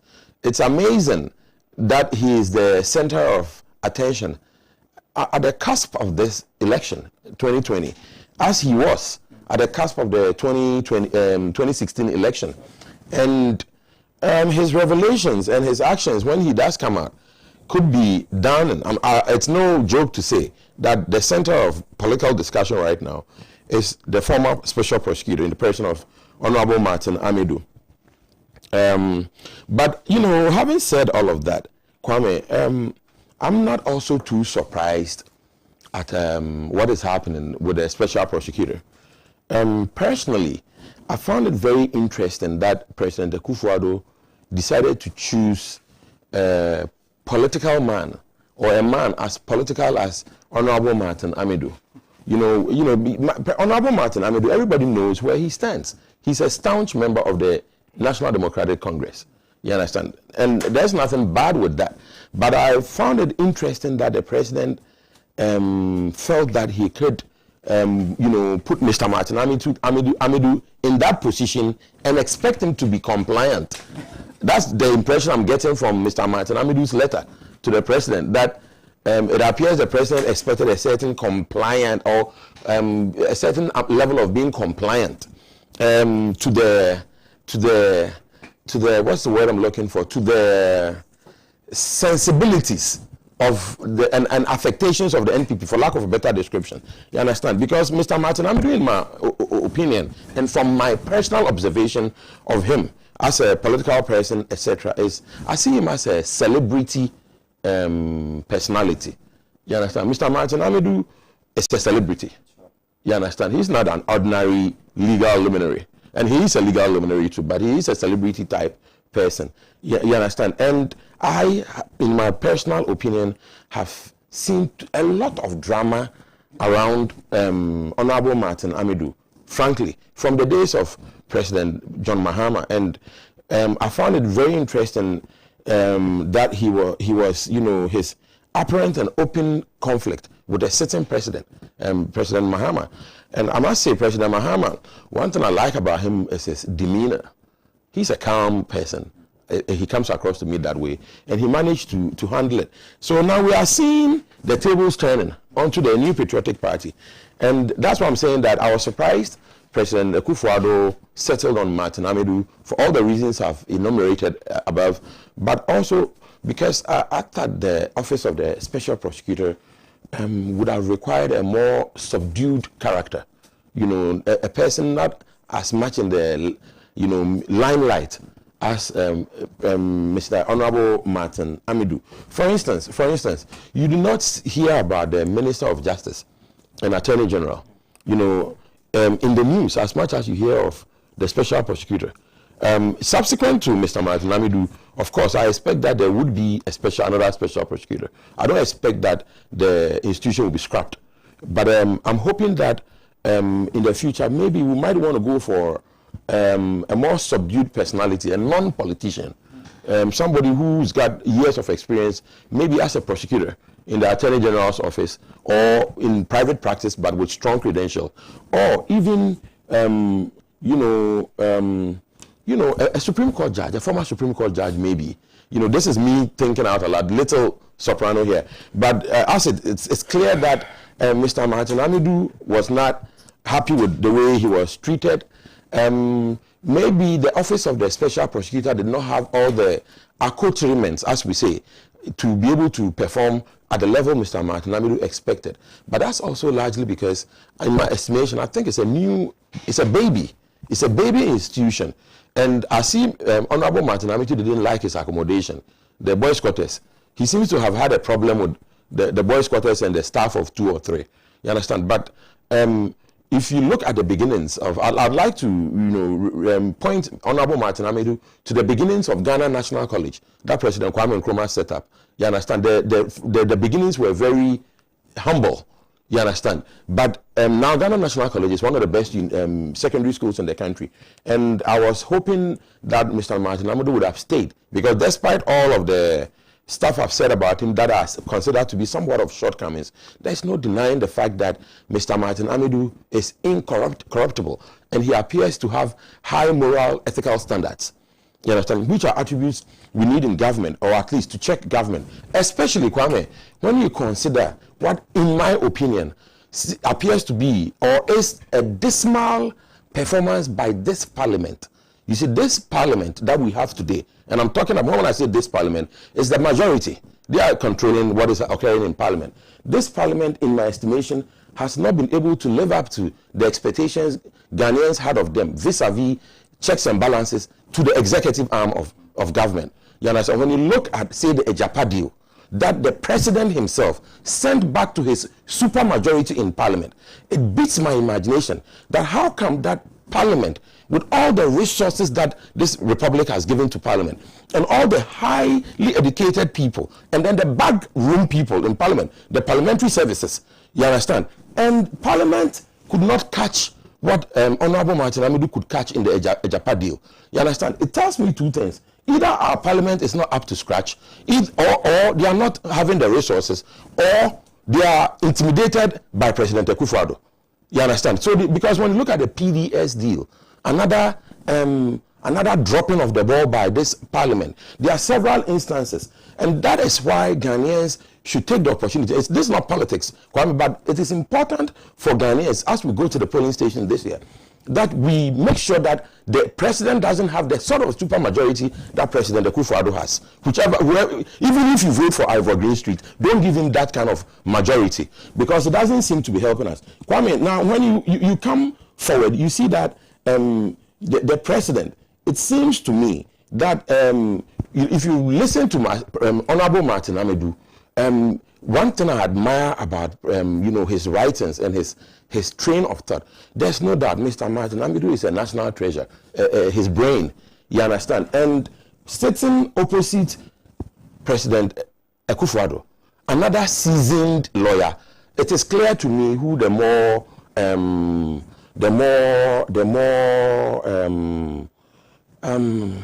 help me out here, somebody. But it's clear to me that Honorable Martin Amidu is astute indeed, and it's a pity he's leaving, as you are saying. Finally, if I may just in a couple of sentences, Martin Amidu's resignation has also indicted President Akufo-Addo. This Ejapa deal, and all of this has shown to the Ghanaian people and to subsequent leaders of this country that you cannot an effective government run when you flood it with your extended family members. you might be disappointed. Ghanaians in future are hoping that our presidents would not focus on flooding our institutions with the extended family members, because it appears that, you know, then we get stuff like the Ejapa deals and the PDS deals. That's the crux of the conversation. I think it's very good that you've brought this issue up. Yes, sir. Let's now read the response from government dated the 17th of November 2020. I'm just going to read portions of it because it's really lengthy. Thank you. But the sort of like the foreword says, I refer to your letter dated the 16th of November 2020, pursuant to which you resigned your position as a special prosecutor appointed in accordance with Section 13.3 of the Office of the Special Prosecutor Act 2017, hereinafter the letter. The President has taken note of your resignation per the President's Chief of Staff's letter to you of even date herewith. We note, however, that even before the President had been given the opportunity to react to the content of your 4-page letter, it had been put into the public domain prior to receipt by the President. I'm directed by the President to respond to correct the errors of fact contained in your letter in order to provide a complete public record of the issues. Well, this is one word against the other, isn't it? Allegations of interference with the independence and freedom of action of the Special Prosecutor. At the outset, it must be made clear that throughout your tenure as a Special Prosecutor, neither the President nor any member of his government has interfered or sought to interfere with your work. Indeed, it is noteworthy that in your letter to the President dated the 16th of November, you stated in part in relation to the novel nature of the report on the analysis of the risk of corruption and anti-corruption assessment of the gold royalties transaction, monetization transaction, herein after the Ejapa. It's not quite clear because of the printing.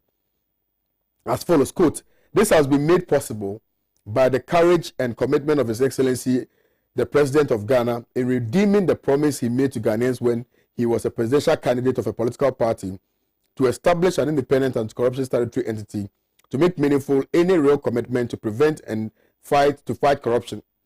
The Office of the Special Prosecutor Act established this office. The President ensured that in the teeth of strong opposition, the Special Prosecutor was able to have his way to have included in the Office of the Special Prosecutor Operations Regulations, which is LI 2374, the Prevention of Corruption Regulations, to which to the best of my knowledge may be the first in Africa and meets international standards and best practices. I don't know the relevance of this in any of the conversations.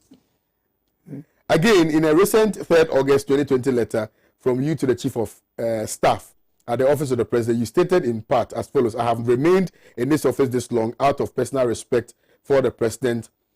President's shared commitment with me to fight corruption.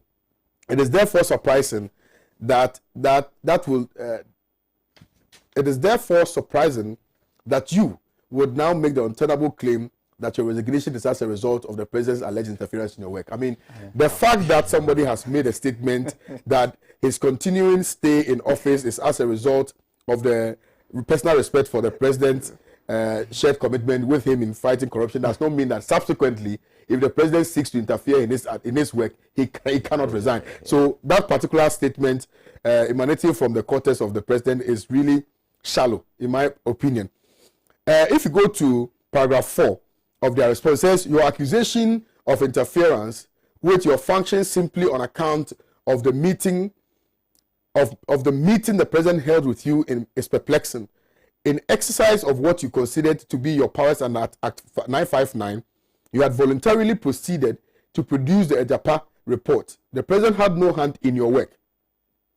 Without prompting from any quarter within the executive, you delivered a letter purporting to be a copy of your report to the President. The purpose of presenting a copy of the Ejapa report to the President is decipherable from paragraph 32 of your letter to the President, in which you indicate that you hope the report will be used to improve current and future legislative and executive actions to make corruption and corruption-related offences a very high risk enterprise in Ghana. Right? So the point is that they stated that what the President had no hand in his work. So it means that he was there were no interferences, right? But the fact that the President had no hand in the initial report or in the initial putting together of the report does not mean that the President did not seek to have any interest, or the president did not interfere in the aftermath of the report. Because if somebody has put together a report, right, and you didn't have initially you didn't have any interest because perhaps you didn't even know what the content of the report was going to be, but subsequently you seek to interfere by advising or by telling the person what to do, it means that you've interfered in the person's work. So by saying that the president had no hand, even with the intent to have done that. So to say that the president had no hand in his initial work is neither here nor there. Indeed, Martin Amidu also never stated anywhere that the president had, anything to do with the initial report that he put together. So I think that those parts must also be stated. I don't know if you're following my argument. I'm following. Yeah. So without prompting, so it's also, very baffling, and I'm startled by this particular response in paragraph 4 of this. And, if you read this, Martin Amidu also indicated clearly that the only reason why he decided to defer to the president in respect of sending the report to the president was out of respect for the president, one, and because it's also the commander-in-chief and responsible for national security. So he decided to show the report to the president, right? And obviously out of respect. So he stated that. So never in the letter did he state that the president had a hand in the initial putting together of that particular report and whatever it is, investigation that it is that was conducted into the report. So I find also very baffling. If you move from there, right, paragraph 5, the last part of paragraph says the president was thus under a constitutional injunction. So what's his name? Asante Bediatu makes references to Article 58(1), right, which obviously explains the executive power vested in the president, right? So the president was thus under a constitutional injunction to take further action and make further inquiries of you in relation to the work you had purportedly carried out and which concerned the exercise of the executive discretion. So the fact that the president had the executive power meant that he could, of course, invite the special prosecutor to further advance his arguments relative to the president's involvement or the president's exercise of his executive discretion in sort of the matter.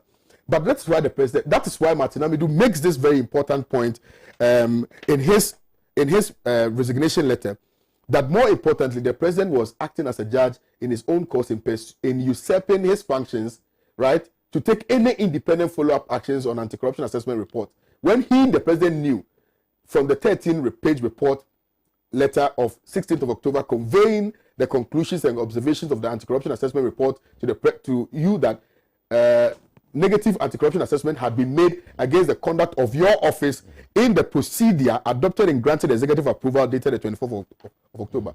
No, Kwame, what this response, specifically to this portion you just read, you see, it seems to me that the Nana Asante Bediatu is confusing. He's the executive power with the investigative and of course the fact that the president has the executive power does not mean that you see, it is like the president having an executive power and interfering in the work of the electoral commission. Precisely. That's a perfect example. Absolutely. And I saw Nana Bediatu is confused. Yes, so for the simple reason that the president has an executive, nobody is denying the fact that the president is close to the executive power. The person has conducted an investigation into the matter, right? And the person was never expressly told the president that he intended to open an investigation into the matter, right? But for the simple reason that the office clothes him with that authority to open an investigation into any allegation of fraud leveled against anybody, that is a settled matter. Sure. So the man shouldn't have and was not in any way obligated to expressly tell the president that I wanted to open an investigation into the matter.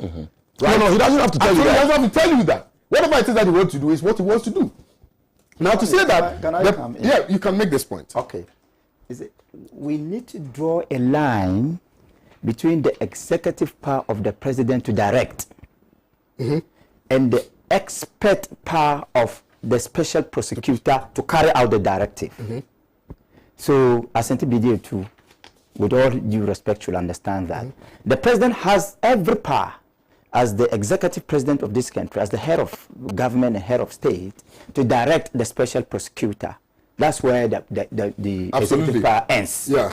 And then Martin Amidu will also have the power of the expertise to carry out the directives.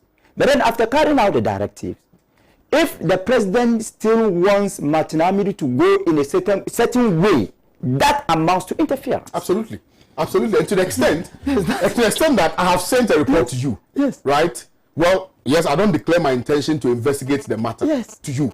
But then you send the report to the Ministry of Finance because in your estimation, you want the rules of all the Otram party to operate.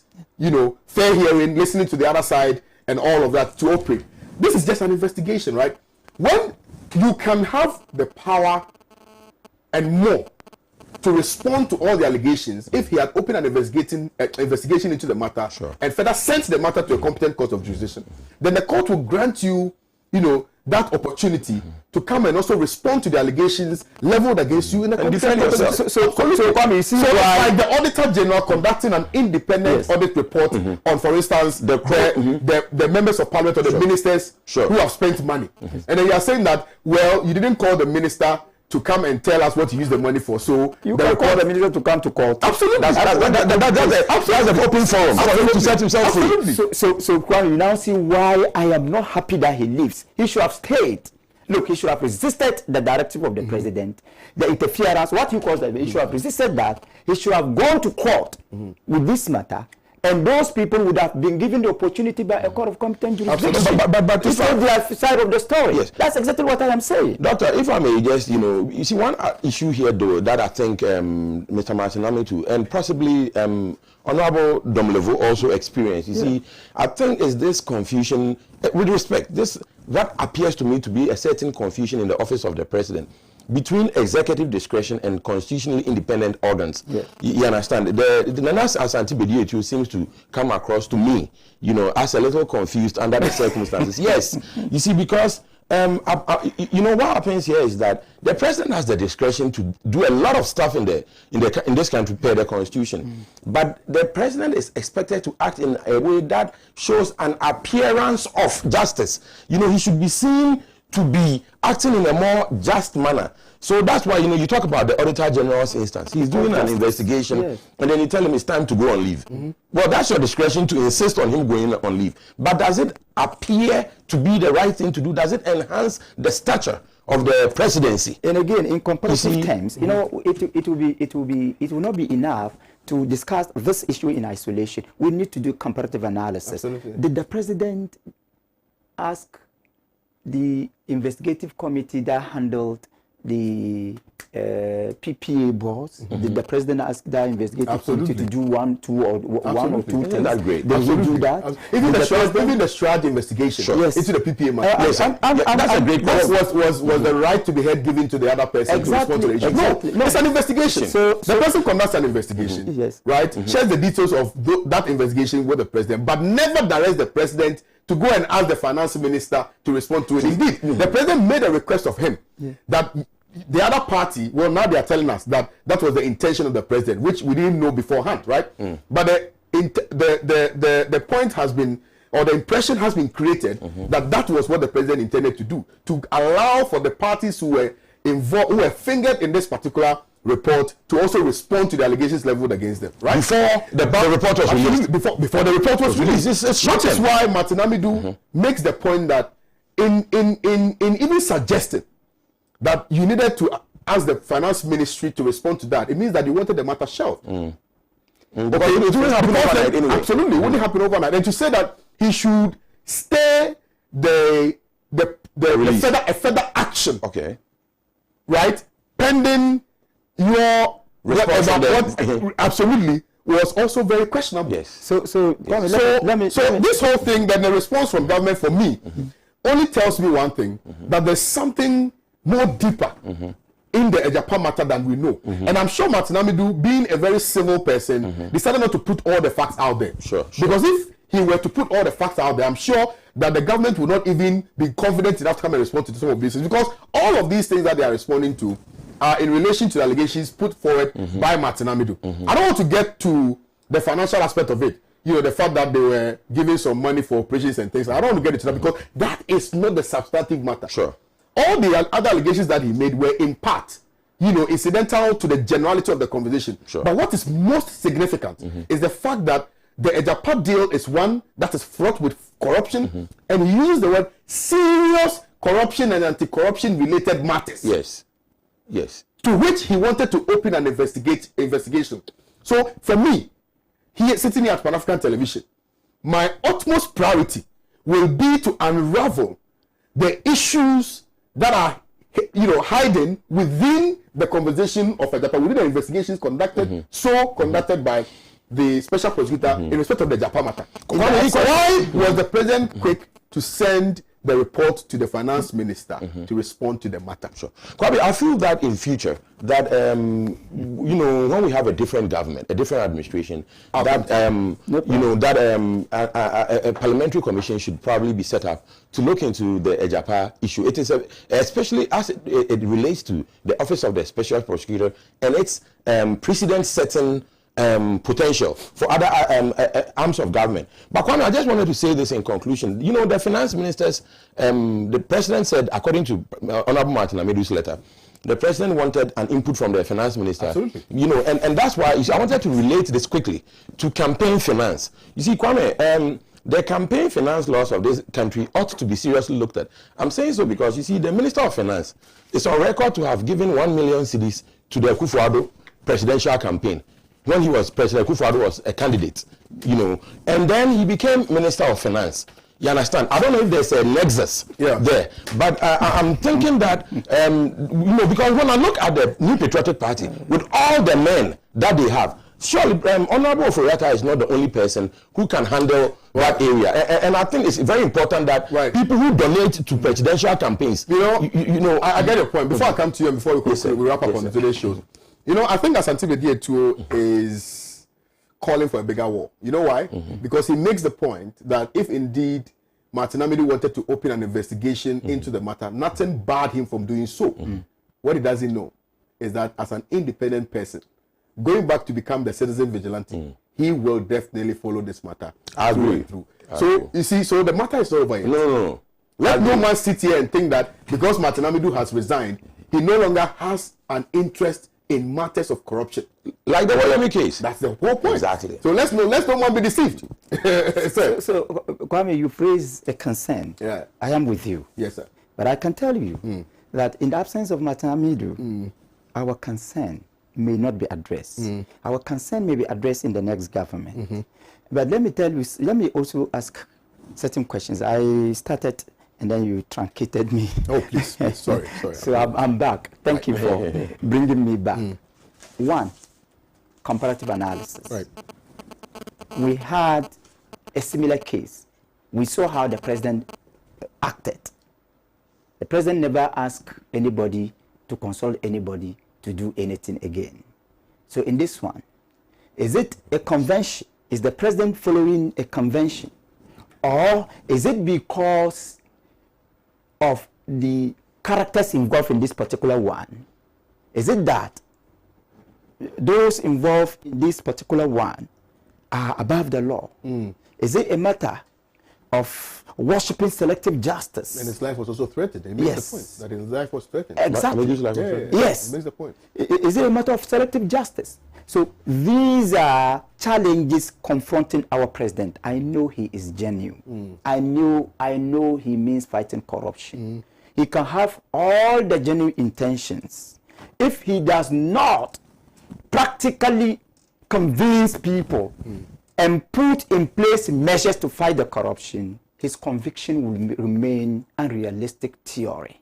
And I'm saying that the president should also ensure that even if Martin Amidu continues to fight this case, Martin Amidu will continue to have absolute protection. For instance, and I'm urging Martin Amidu, as you have rightly said, if he cannot prosecute those people in his capacity as the special prosecutor, he still has the right as a concerned Ghanaian to take this matter to court, even outside government, even outside. So I am appealing to Martin Amidu to continue to be the leading vigilante.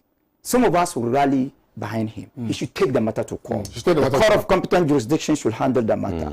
So that as he did with the Woyomi case. Exactly. Right. So the point that I also want to drum home is that, listen, this whole Edapa deal is characterized by several misgivings, right? People are not enthused about the whole process. People don't understand it. It is the minerals of our people, the Ghanaian people. We say we don't want again. They should just cancel. We don't need it. They should just leave it as it is. We, the Ghanaian youth, we are saying that don't go and invest in anything. You let the minerals. We are good. We are good. We are good. We don't want again. What is this?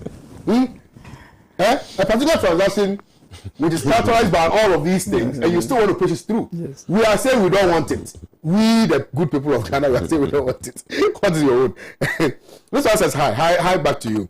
You have an opportunity like this, you only send hi. Mr. Kwame, good morning. Good morning to you too. Kwame, good morning. The Father's plan in government has failed. For the past 4 years, nothing realistic has been achieved, but rather we can see financial mismanagement, insecurity, and robbery. He should go. Kwame, 4 years is no joke in our life. Toby Gemega from Qatar sent in this one. This one also says, Mr. Kwame, Dr. Mazu gave a brilliant submission on Honorable Martin Amidu's resignation. But where I differ from him is about him not to have resigned. Under the insecurity surrounding him, would he live to produce any further corruption exposures? Martin needs special protection even under these circumstances. Martin had no better alternative. Ambassador Mahmoud Khalid sent in this one. Thank you, Ambassador, for your message this morning. Your Excellency, I agree with you. Thank you. Champion, Doc, today did not do justice to me. I missed because in one of his letters, he also said he received threatening messages after the Japan report went back to Parliament. Even if he had not resigned, there is nothing he could have done. Life matters most, not my job. Akufo-Addo will regret this Amidu report. Hi to your men. From James. James sent in this one. Thank you, James, for a message. This one says, good morning to you, good morning to you, Kwame. Good morning, Kwame. Good morning, Zach. Ejura politicians are devils. Thank you for your message. This one also says, you give a sensitive position to a better man trying to do the obvious to his party. But now we all know among MPP and NDC who is more corrupt. Number 2 all the way. Thank you very much, sir, for your message. Good morning to you, Champion KOD. Are you aware that the 13-page report was CC'd to the finance minister? Regards, Kes from Tadi sent in this one. Good morning to you, KOD. I'm Zach from Nandom. I think the special prosecutor has acted prematurely. He should have waited for the president's meeting with him before jumping into that conclusion. Good morning to you, KOD. It's obvious that the MPP is much more chaotic than anticipated. I can assure Ronaldo that he will hit the bar like Asamoah did in South Africa. Mohammed from Tamale sent in this particular message. This one also says, Akufo-Addo appointed Martin Amidu not because he wanted to fight corruption, but for the sense that Martin Amidu would fight his own party for his initial stand against his party. But Martin showed the president that he is a man of substance. This one also says, hello, Chief. I thought it would be reasonable to share this video with you. Are these real police? If yes, is that a good approach? Please discuss. I'll download the video a bit later. Akufo-Addo appointed Martin Amidu. Okay, I think I've read this particular message. Good morning to you, Pan-African and your panelists. Doctor has a point. He should have resigned. He shouldn't have resigned. Nas from Tamale sent in this one. Thank you.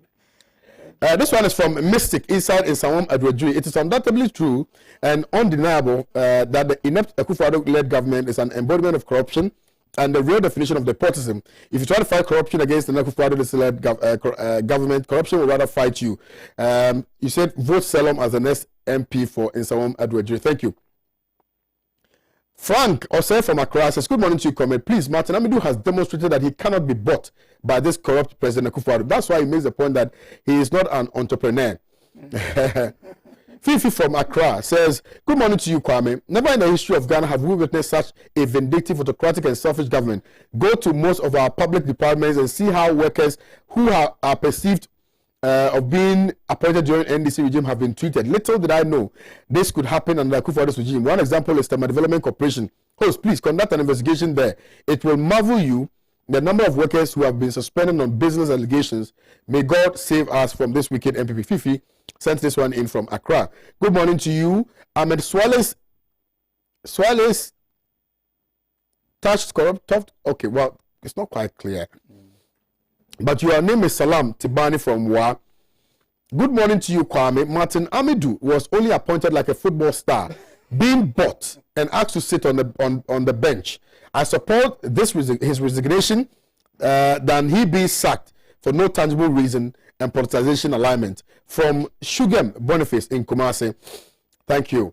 Good morning to you and the panelists. In fact, Mr. Amidu is very right for resigning in Ghana under Akufo-Addo.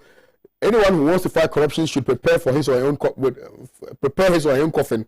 It's better to resign than to be put on obituary poster. Nelson from Cape Coast sent in this one. Very clear. Good morning, Kerry. The president thought he was planting Martin Amidu to persecute NDC past officials, but unfortunately what is happening now is greater than what happened then. Martin Amidu's life was also threatened. The best is what he has done.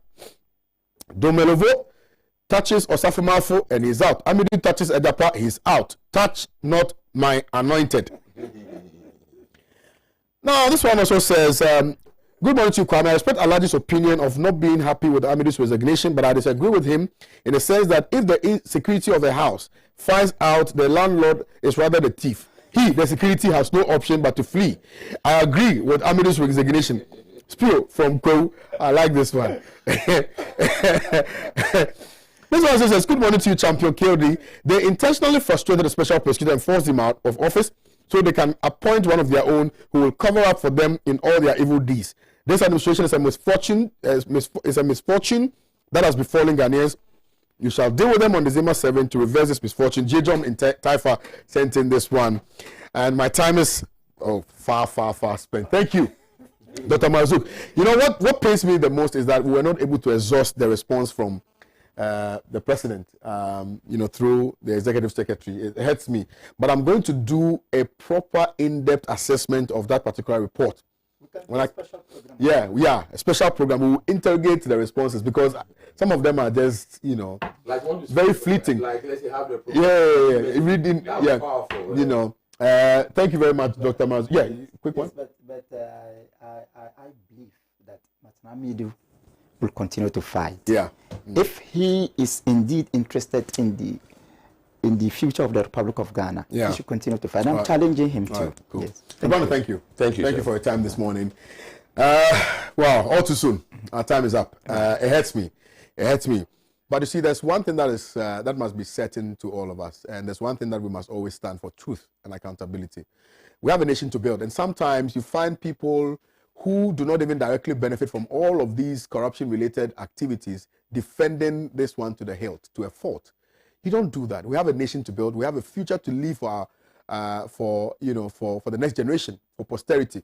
So it requires your commitment. It requires my commitment. It requires you to be very patriotic about every single thing that we do in this country.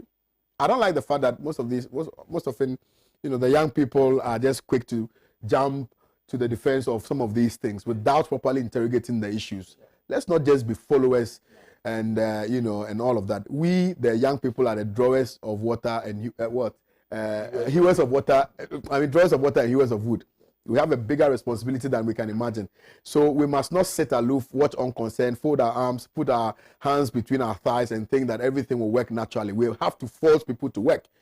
And if Martin Amidu, who was supposed to be the anti-corruption crusader, has himself been defeated by corruption, then it leaves me without a doubt at all in my mind that it will be very difficult, almost impossible, to address the issue of corruption in this country. He has been inundated by corruption. The special prosecutor has been prosecuted specially, unfortunately. But for the victory of corruption over a nation. You see? So please, let's do more. We have a nation. Look, don't just follow the trajectory. Sometimes use your brains small. Ask the right questions. Interrogate the issues. Ask the burning questions. Demand proper accountability. That's all we can do for our dear nation, Ghana. What we do have is our thumb and our voices, isn't it? Yeah. But the most powerful, that's all we need. Yeah, that's all we have, and that's all we need. But that's all we have. So I want to implore all of you to involve yourselves in the politics of our dear nation, Ghana. My name again is Kwame Owusu Danso. Unfortunately, we couldn't exhaust all the issues, but I'll see you guys tomorrow. Hopefully, we'll get the opportunity to interrogate and further expand on the conversation of the resignation of Martin Amidu pari passu with the Ajapa transaction, which has been fraught as defined by Martin Amidu with a lot of corruption. I'll see you guys tomorrow. Stay safe. Always do good for Mother Ghana, and always make sure that your utterances and your dealings are in the best interest of our Danish in Ghana. CPP is admonishing all Ghanaians to join them, because when you join them, you are giving some. What's happening is that the CPP welfare package, from now till the 30th of November, if you join the CPP as a new member, we give you an insurance package for 1 year that is worth 5,000 cedis. So that if you fall ill, even if you have difficulty with your rent, you have an accident, critical illness. Show it to the camera. Sure. My goodness. No, the sheet. The sheet, yeah. It's actually the wrong sheet. Forgive me.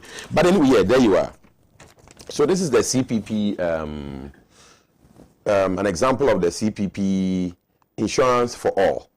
You understand? So what is happening here is that the CPP, you get to all this coverage. You get rent. You get hey, you rent for us? No, if you have rent issues, we can support you. Income protection. We talk about disability, accident, even food, emergency food supply. All right. Yeah, in this COVID era. We'll find time to talk about it. You join the party and you get the coverage. Thank you. For free. Thank you very much for your time, guys, and thank you to you for watching today's edition of Good Morning Africa. Thank you for sending your messages. I'll see you guys tomorrow. Have a nice day. Bye-bye. Thank you, Kwame.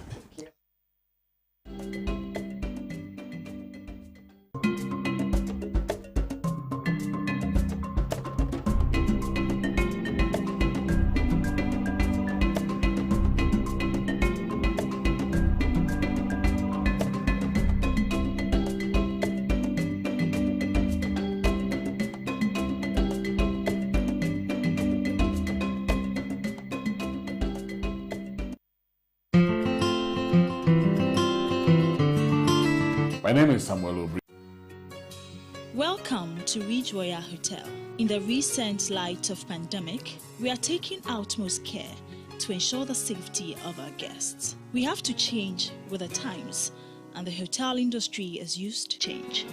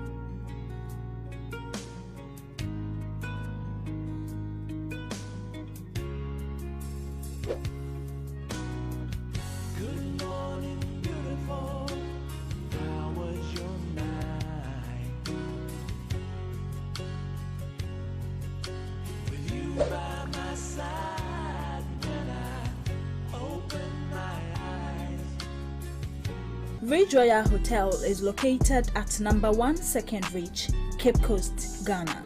For more information, contact +233 031 200 3222. Email admin@ridgeroyalhotel.com.gh. Ridge Royal Hotel, richly inviting, comfortably yours. We look forward to welcome you soon.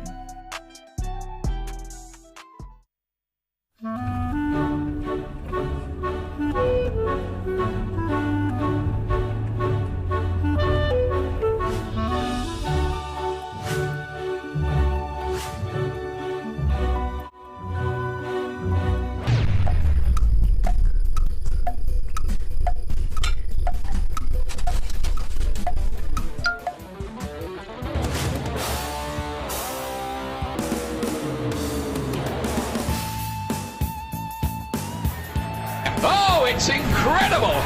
Bang on target!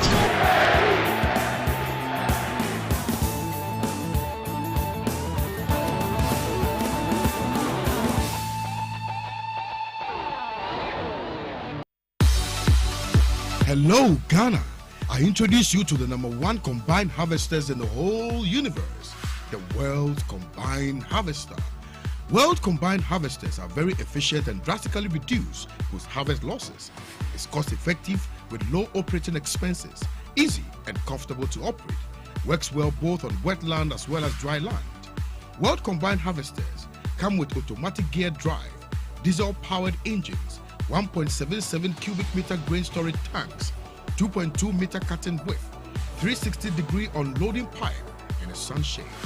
World Combined Harvesters are best suited for crops such as rice, corn, wheat, and soya bean.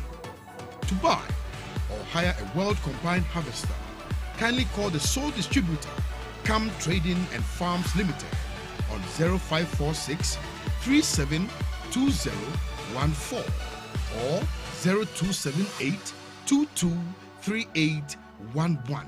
I repeat, 0546 372014 or 0278 223811. World Combined Harvesters, your #1 combined harvester. Truly African.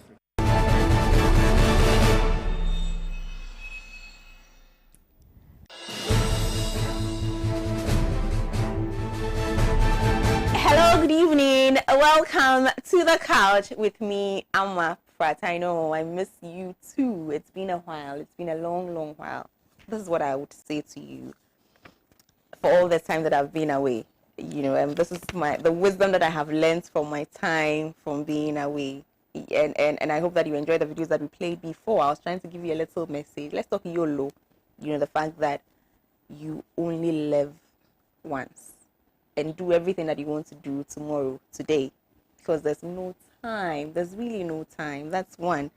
Two, I hope you enjoyed Miss V's latest Hallelujah. I love that song. You know, love it, love it, love it, love it. If you haven't heard it, I hope you heard it today because we played it earlier.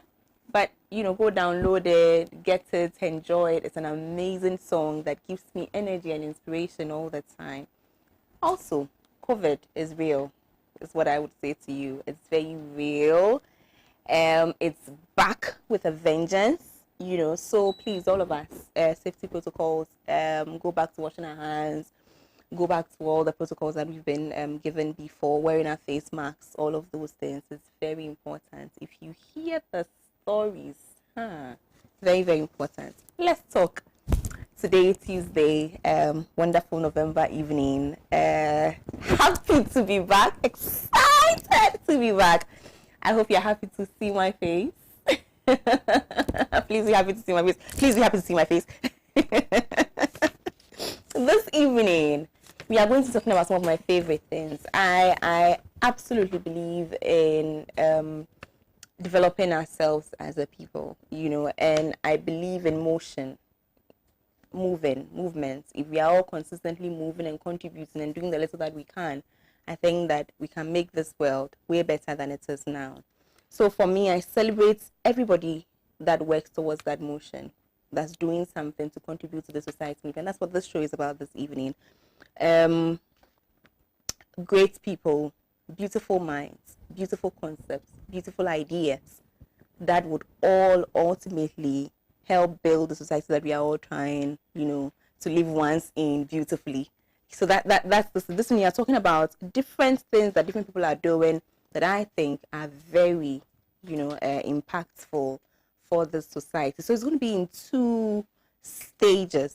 Can I say that we're going to have two conversations this evening? The first conversation is going to be about Young Ghanaian Leaders Summit 2020. I'll say that again. It's on the Young Ghanaian Leaders Summit 2020. It's an event that's, you know, coming up. I have the organizers of the event here. We are going to be talking about, you know, the whys, the whens, the hows, you know, all the questions. Because I want everybody to be involved in this event. It's very important. And the theme is rethinking youth development for national development. I said development twice. Yes, I did. Let's go back. Rethinking youth development for national development. Sounds like music to my ears. Let me introduce my guest for this evening. I have with me in the studio Wisdom Dodo, right? Yay. Wisdom is the Women Lead Initiatives leader. That's the YGLN. I love the fact that you are a man and you are the leader of the Women Lead Initiatives. It's great stuff. Hi, Wisdom. Hi. Welcome to the couch. Thank you so much. Nice to see. I like your smile. And of course, my own friend, my girl, Abigail Fuati. Hey, boo. Hi. Abigail is the vice president in charge of partnership. Abby, you look so lovely this evening. Thank you very much. Of course, as usual. As always. Welcome. Thank you. It's awesome to be here. Really, yes. It's really exciting to be here. Okay, so you're beautifying the, good stuff. Thank you. Good stuff. Let's talk about the Young Ghanaian Leaders Summit. Abby, let's start with you, Vice President. Talk to me. What is it about? So the Young Ghanaian Leaders Summit was a concept that was developed from the Young African, Leaders Summit, which we held last year. We sought to brought together young leaders across Africa. We had over 34 countries represented, and it was quite massive. It was interesting. It clearly showed us that the youth were hungry, and our job is to ensure that we are feeding them the right way. So with COVID, we thought that this year, why not do something different? So what we're doing this time around is to focus on Ghana, our beloved country, and focus on our youth in Ghana as well. That as youth, what can we do? Election is obviously around the corner as well. So let's talk more about youth, because we are our own future. So that's one of the reasons why we decided that let's have one for Ghana and call it the same way, Young Ghanaian Leaders Summit. Since we couldn't, have the African Leaders Summit where we have other countries around, so we focus more on Ghana. So this is the second edition? Yes.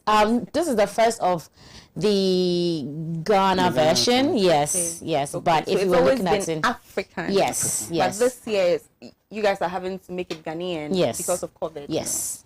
Right. So we're supposed to travel to Ethiopia this year and then have the summit there. But then COVID happened. So we've been trying to manage, we've been engaging on our platforms, but we thought it would be good for us to have something that brings together some of the youth here, and then, So take it from there. Exactly. Tell me when is this event? This event is happening on 28th of this month, Saturday. 28th of this month, November. This Saturday. Yes, no, the next Saturday coming. Not the Saturday, the next one coming. It's important to get it right. Yes. So the next Saturday. The next Saturday coming. Where? At Nat Hall, Adabaka, Bediago Hall. Great. Adabaka. Who and who are we hoping to engage? So we are having a lot of speakers, people who have stories to tell, people who have gone through the challenges and they came out of it. People that have the spirit of rebirth and they believe that it's time to impart it to the youth. So we are bringing it together to impart, to let the youth know that they can make it. They have to strive for it and make sure that the right path is being taken. We are in a generation that we need people to lead us. It's difficult to struggle yourself and think you can make it, but when people direct you, you can easily get there. So these are people that has gone through the channel. They have the experience. They've been through everything, and they are there to direct us, to mentor us, to get there. Can I get some names? It always helps to have some names. So which people are we talking about here? Obviously, yourself. Oh, thank you. So we have Amaprat. Yes, we have Abigail. Amaprat, who is representing, and she's a speaker for one of our focus topic on entrepreneurship, and I think that is a very crucial area for the youth. So we are hoping to learn a lot from you on that day, and I'm quite looking forward to it. We will be sharing. Yes. We have another great man known as Stephen Crampton. Okay. He's one of he's a vice chancellor, chairman for